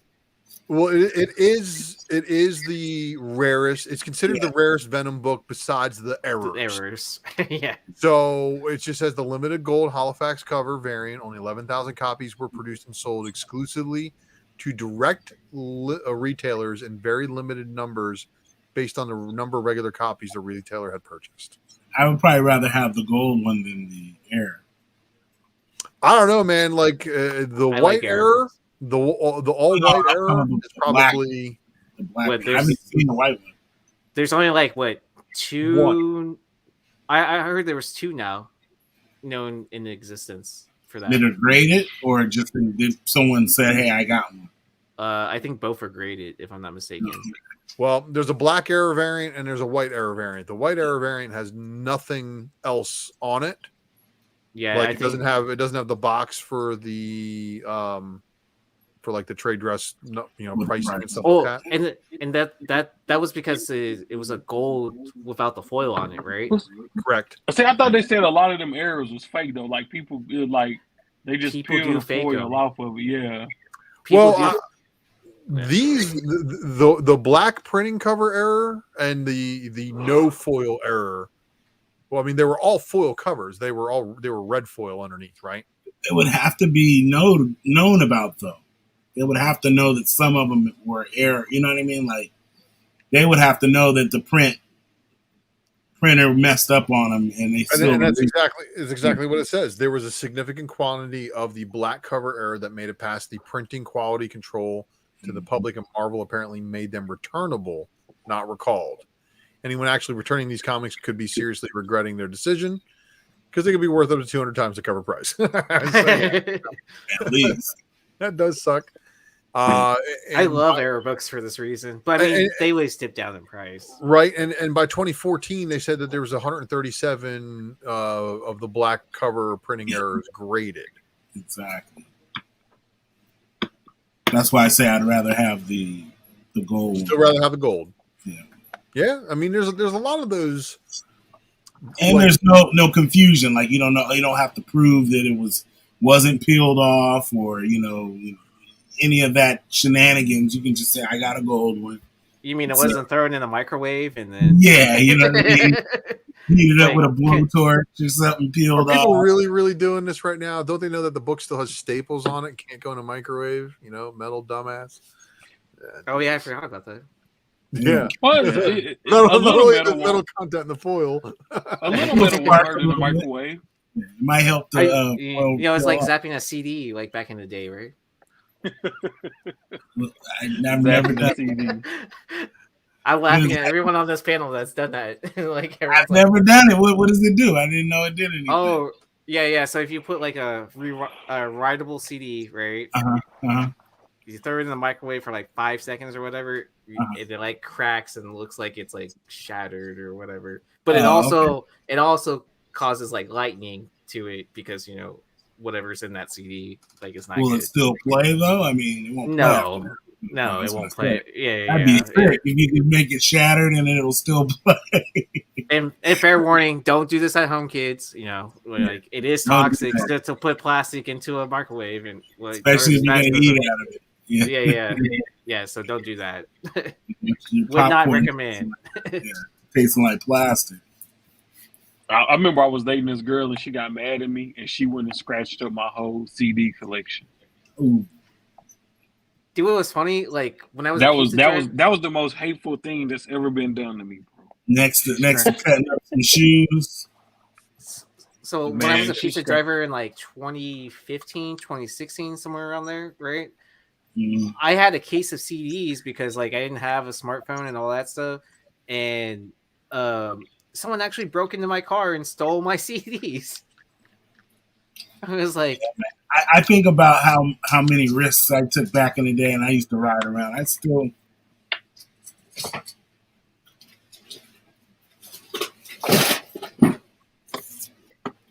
This right here, I used to ride around with in my car.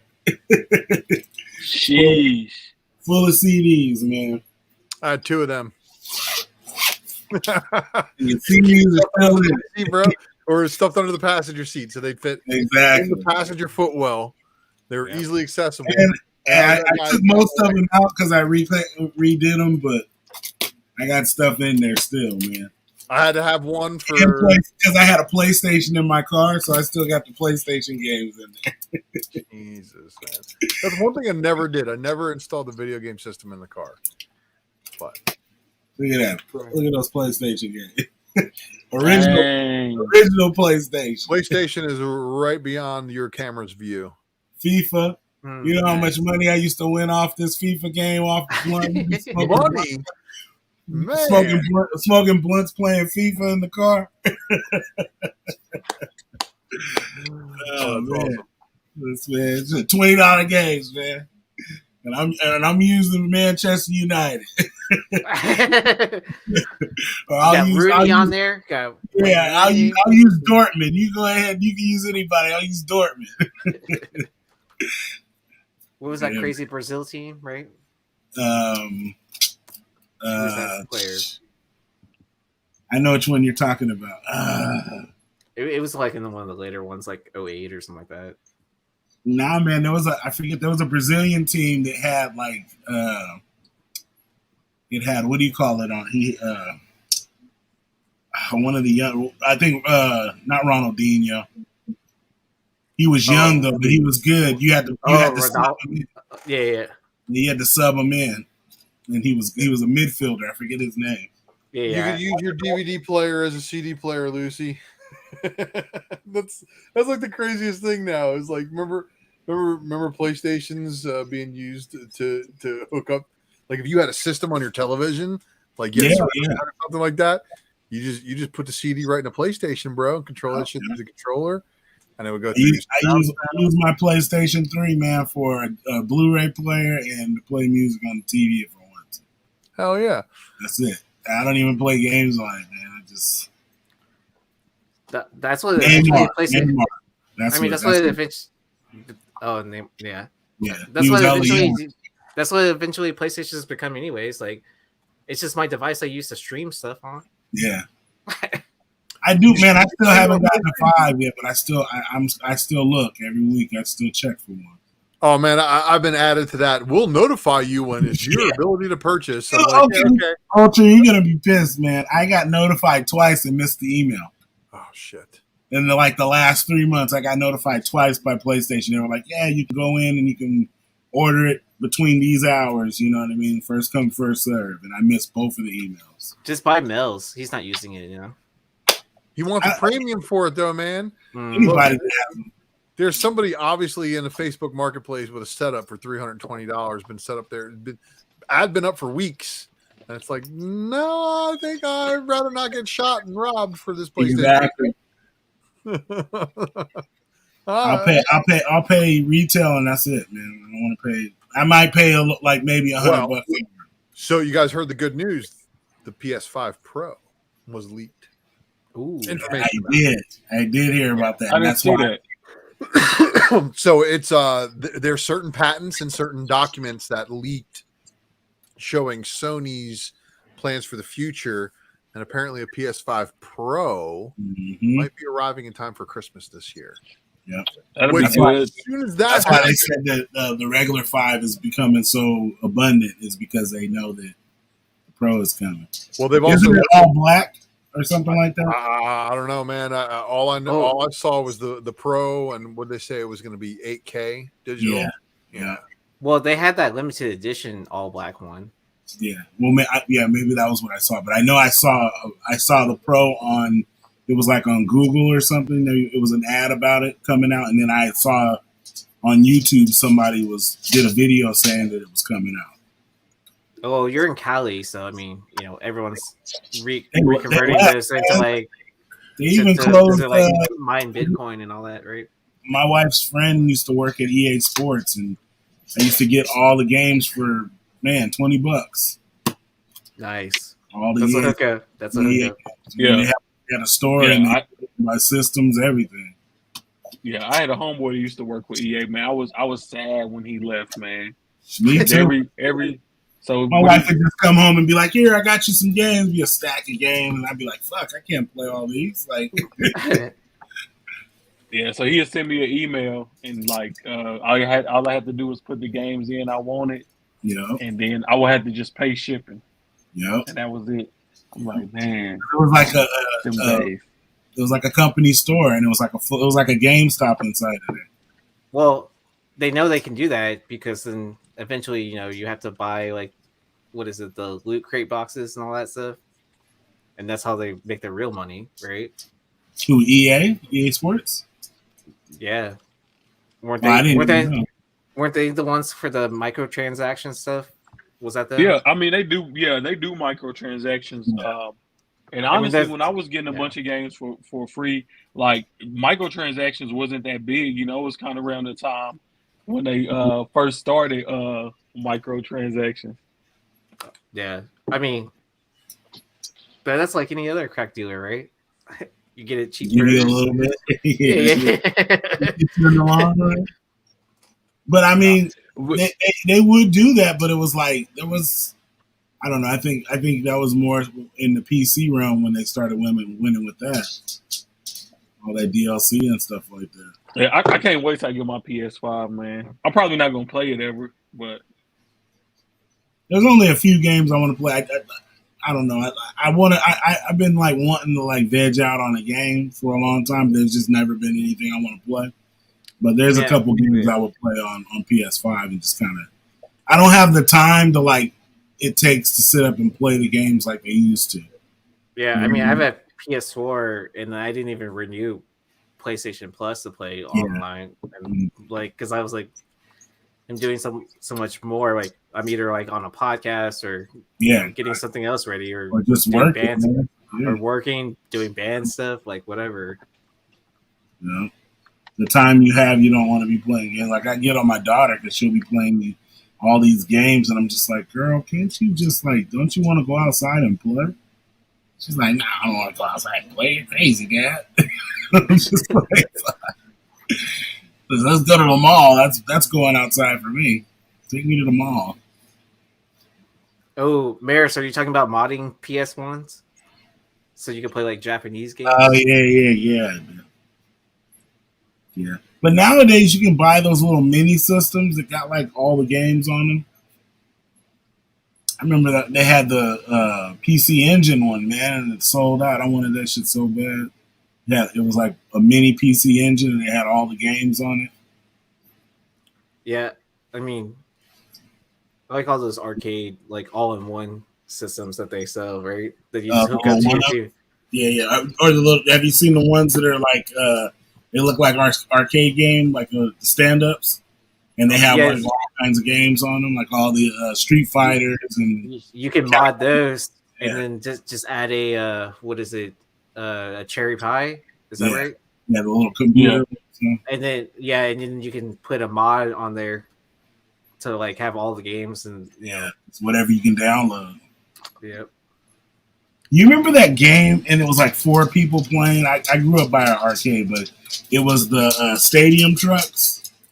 Yes, I do remember that. Where it was like a red, yellow, blue, and then like turbo, and you would have to go around the track, and you could get the little turbo tank, the little nitro tanks, and you could jump over the.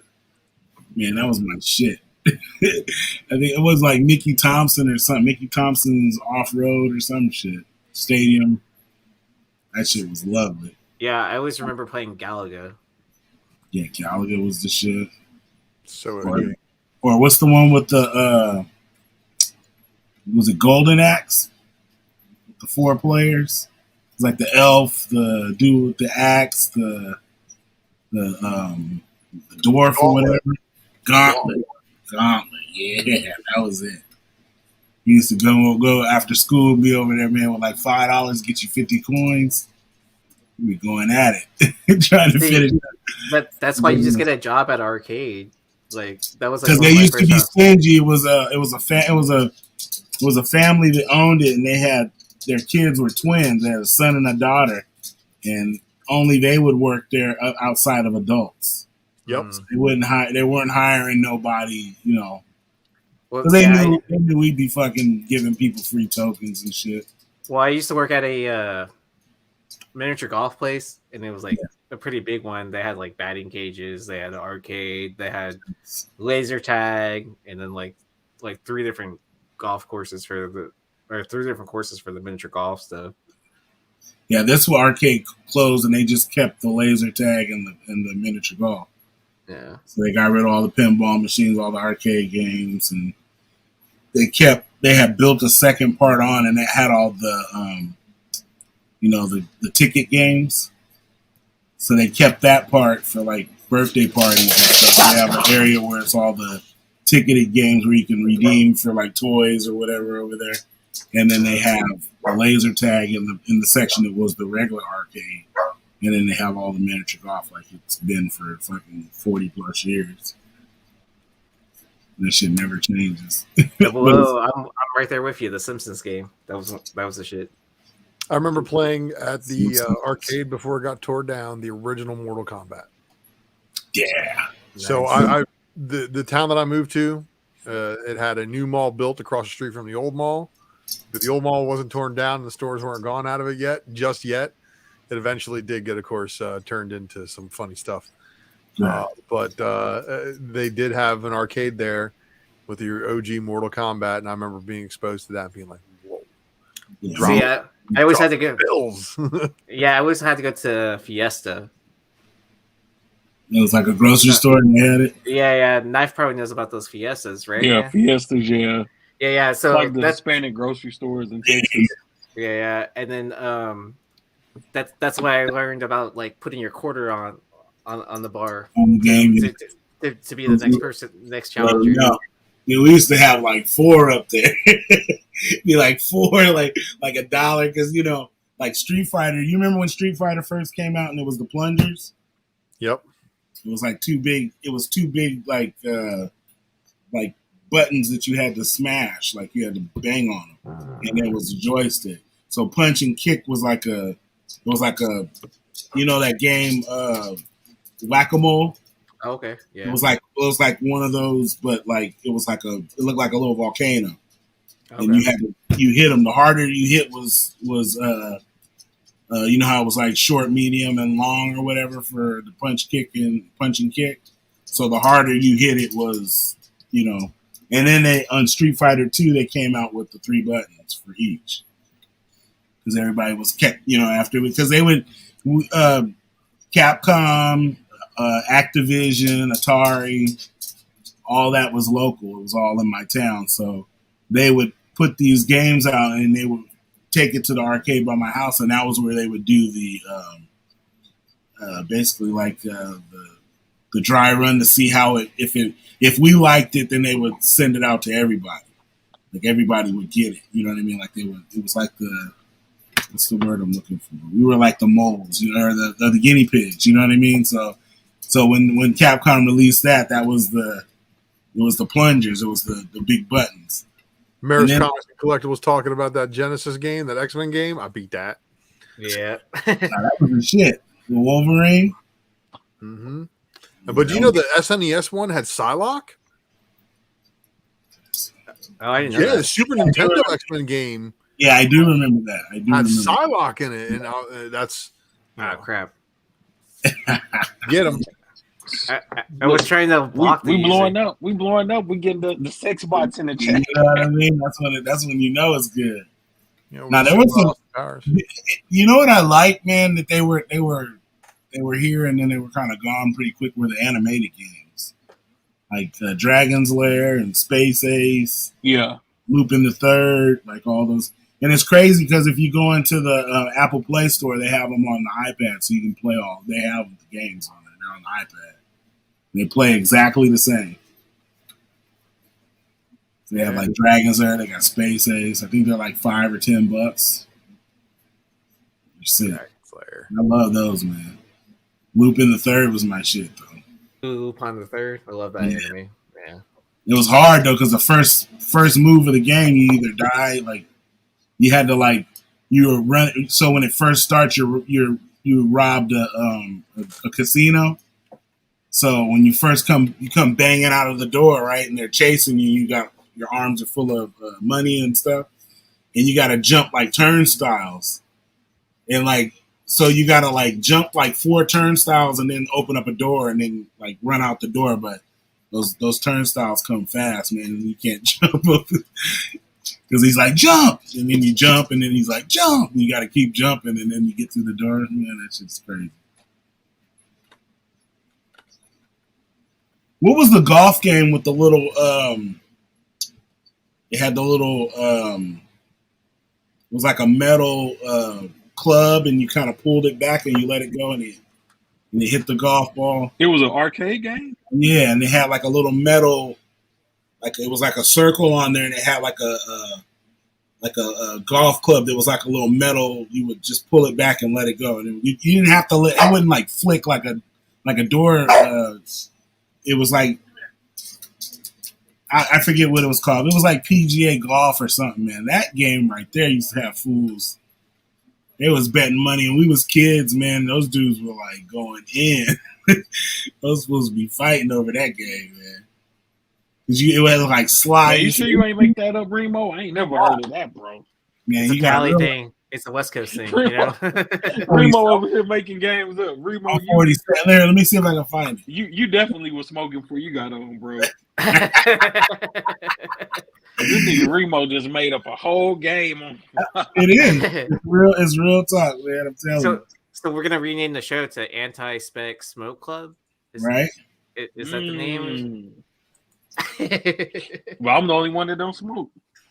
Hey, edibles count. Kind of. Oh, they count. Best believe they count.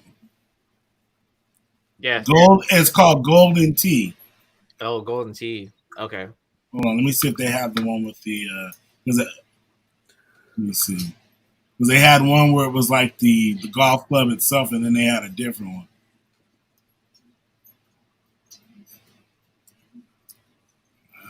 Ooh, I finally got around to reading Grimm. How you like it? I really like the first issue, and the second and third were just kind of it's interesting, but I didn't see it going in that direction. Is the way I guess I would put it. Just the setup of the original, I was oh, this is really cool. And then the ending left you on the cliffhanger. I was like, okay, so I'm gonna read the next issue. Read the next issue. I was just oh, that's kind of where they're going with it, and I'm just like kind of like, I don't know. But I mean, like it's pretty decent. I mean, like I don't see a huge future in it or anything like that. It's a good read, good read horror from Boom. That's what it's got going for it.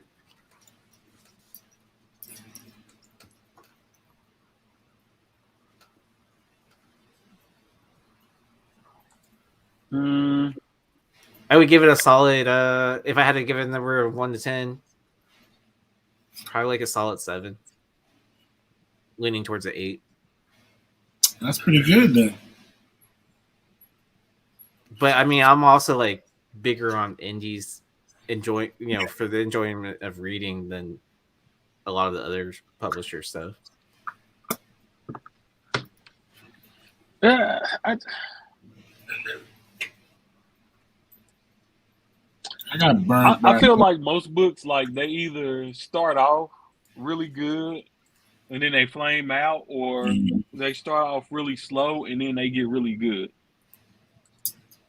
I'll scream to the high waters, man. When I was reading that we only find them when they're dead, that shit was so good, and it just went so far left. It did, bro. It did. It burnt me, and I just kind of like I've been mad ever since. I'm just like I got to cancel that off my pull list, man. And they took a huge break for a long time, and then they launched back up, and it's like kind of like, I'm supposed to remember like 6 months ago what happened. And that book it was hard to follow to begin with. Like it was tough, man. I think the last thing I read all through was Black Manta. That was the last one. And it was a DC book, so I was surprised. See, I really like Eve, and I felt like that was a better story. Like, I know you can't compare the two because Eve was only 5 issues, and Something to Killing Children is ongoing. But I like Eve better than Something That's Killing the Children. Like, just for what the story was overall. Like, even though Something That is Killing the Children is still going, I understand that part. I thought if you would have just read the first 5 issues, the first 10 issues, Something That's Killing the Children. Well, let me say the first 15, because I think that's when they ended that story arc, right? Yeah. Versus the first 5 issues of Eve all day. The concept of Eve was a lot. All day. It was a lot. It was almost made for movie. It was like they made it for a movie, and then they didn't get picked up, so they were just like, "Fuck it." And they should have just kept rolling with it because the shit was. There's a new volume coming in there. Yes, a new volume. But the guy who writes the book is he writes like novels, and he's like a professor at a college, so he couldn't make the long-term commitment. So he's back though for this one for a part 2, right? Yeah, because I thought they were doing a part 2 for Eve. Like a second arc, or are they going to pick up after 5, or are they going starting from I think it's called like Children of the Moon or something like that. So I think they're just going on with the original story and adding on to it. Oh, Double O is saying it's the same writer. See, that's dope. I mean, I'll read it. I was into it. I think a lot of people honestly just forgot about it. Like they just kind of, like everything else, they just forget and they just kept it moving. Yeah. Because it was over quick, man. It had some dope incentives, and then it just kind of like it was over, and everybody. I didn't hear anybody complaining that it was over, so they must have just kind of let it go out, like bell-bottom jeans. But those came back. Not for everybody. It's what the kids are wearing nowadays. I can tell you that because I work out of college. Yeah, man. That's not, man. They all got into their grandparents' clothes, man. That's all. Yeah, they went to the thrift store. Or it's their 90s parents that didn't throw out anything and stealing their Jinkos and all that stuff. Hey, those Jinkos are not bell bottoms. Those are good. Yeah, I know. I'm saying those are coming back too. And Just baggy clothes in general. Baggy clothes in general, I should say. If I can help it, I don't want no baggy clothes. I don't want skinny jeans, but I definitely don't want no baggy clothes. What? Come on, man! You don't want me to be able to wear the 50-inch glow in the dark Genko cannons? Wow. Like, and not be like laughed at? Like, bro, you're wearing Genko? Hey, man, you're talking to a dude that wore cross colors, so. I had the Genko sweatshirt and the Genko pants in high school, man. That's all I know. What's that?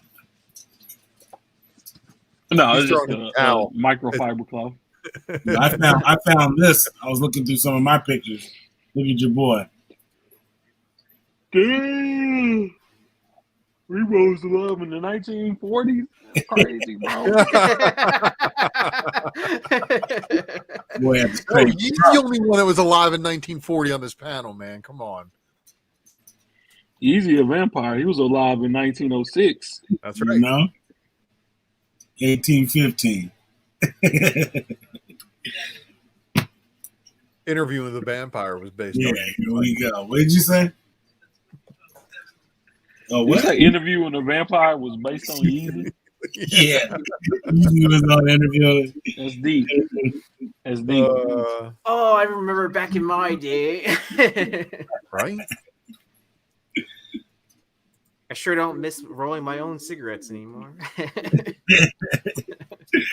Rolling around with a bag of tobacco. Dude, what's funny? I actually, like, whenever prices did go up, I was buying those emptied out tailor-made cigarettes, and then I had the machine where you stuff the tobacco in there and then slide it in, and it's cheaper. Shit. It is cheaper. It just takes it makes you smoke less because it takes an hour to make a pack. That's probably true. I recommend if it doesn't give you the buzz, not to smoke it. Just putting that out there. Leave the speculation for the rest of you. Man, I remember there was a patch in my life when I used to work at FedEx. Man, I used to chew dip. Oh man, that should have had you dip, but hell no. That should have had you like. Well, after you work in a restaurant though too, right? Like the only way to get a break is to be a smoker. That's correct. Yeah. You need to have a cigarette break. That's the only way you're going to get a break. Being a waiter, being a cook, I need a cigarette break. And it's like the manager smokes too, so they're like, "Oh my god, yes, absolutely, I understand. Go take one right now. Hurry up. Well, I'll join you." You're like, "No." Actually, that's not a bad thing either. Sometimes too. Yeah, because when you share a cigarette with someone, it's like you can't do that no more. Not no more. Hey, after the pandemic, you can't do it no more. And now with monkeypox, hell no. You sharing shit. Right. You ain't sharing. We're talking about sharing. You're lucky we're sharing. You're lucky to be sharing time with anybody. Like, fuck that. Right. Hey, that monkeypox shit, bro. They don't know what it is. So at C2E2, are they doing mask requirements? Yeah, mask. Got to mask up. You know what, man? In an environment like that and the climate the way it is, man, I ain't mad at it. That many people that you don't know. All the Asian countries have been doing it for years, anyways. And they've been also smart about it. People who know that they're maybe coughing on other people are the ones that are courteous and wearing the mask over there. It's not that way over here. Yeah, no. Mm-hmm. The motherfuckers that be coughing everywhere be the ones that, I got a little cough. Let me wear a fucking mask just out of courtesy. No, they coughing fucking everywhere. That's why when you do stuff like the con, man, you gotta right now you gotta kind of enforce the mask thing because you're gonna have if it's a 10,000 people in there, it's gonna be 1,000 assholes coughing everywhere. And 200 of them actually have COVID or more. And they're like, I can't miss this con. I'm going anyway. I tested positive on Wednesday, but I'm going on Thursday and Friday. I'm good now. Yeah. Because I think back how many times I've gone to work or school knowing I was sick, but was like, fuck it, I can't miss. You know what I mean? But Yeah, nowadays, SDCC they had the mask mandate. yeah, because everybody don't want to get sick. Everybody knows what it is. Before you had people that didn't believe. Now everybody done caught it at least once. You know it's real.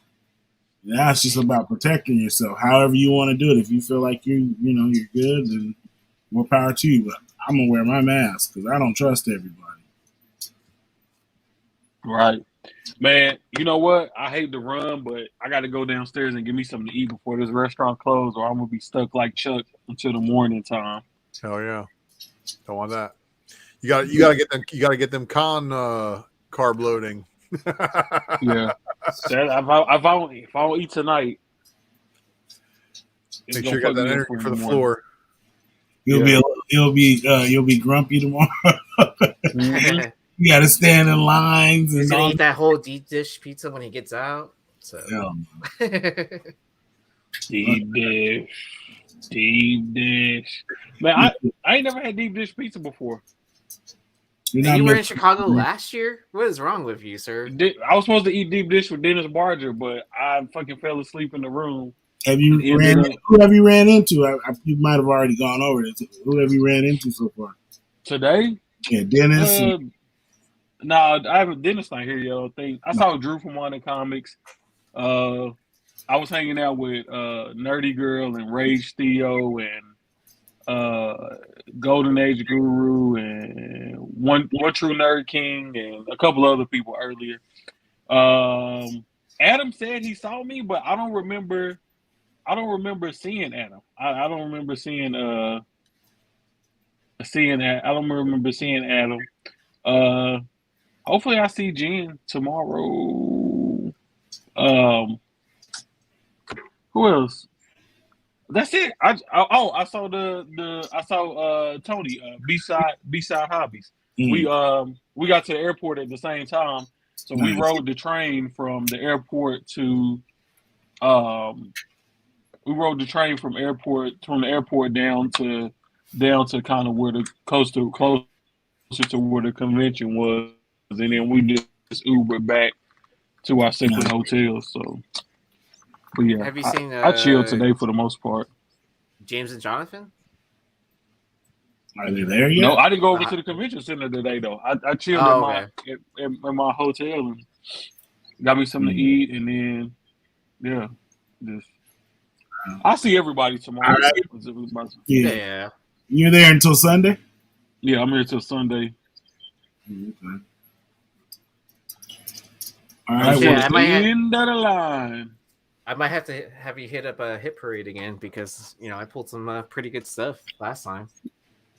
Oh yeah, to a hit parade because they was gonna cut me a good deal last time if I would have bought from them in bulk, but I didn't have enough room to take everything back. Yeah.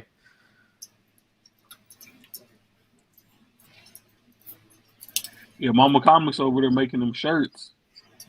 Yeah, I mean, she showed us some of those shirts. They look nice. Yeah, she's gonna start selling them on Whatnot? Is that what I heard? Yeah. Or what Teespring? And let Teespring do it. Now she's doing the good old punk fashion, DIY. Oh yeah. And she get more money by Teespring. Shit, they gonna take 75%. Yeah, of the money. They do take a lot. My boy was like, man, they take all. Yeah, because like you'll get more money this way. Well, even if you got somewhere to print the shirts and stuff like that, like, I mean, I probably shouldn't say this, but like, most band shirts, like with one color, one side, that's a $5 t-shirt. It's a $5 t-shirt, and the press works dual duties because you can use it to press comics and you can make t-shirts. Yeah, but then just remember that like the more colors you see on the shirt, the more it costs. But see, that's the thing though. Like you can print out the iron-on. You don't even have to do a silk screen no more. You know what I mean? You can, but you don't even have to do that. All you got to do is have that printer run off it on the sticker or whatever, the adhesive that the heat press or whatever, and then press it on and boom, done dealing. The ones I'm impressed by are the reverse bleach shirts. But okay, yeah, we should let Knife go so you can go get some, man. get some food. All right, y'all. All right, man. I'll see y'all later. Drunk chat tomorrow.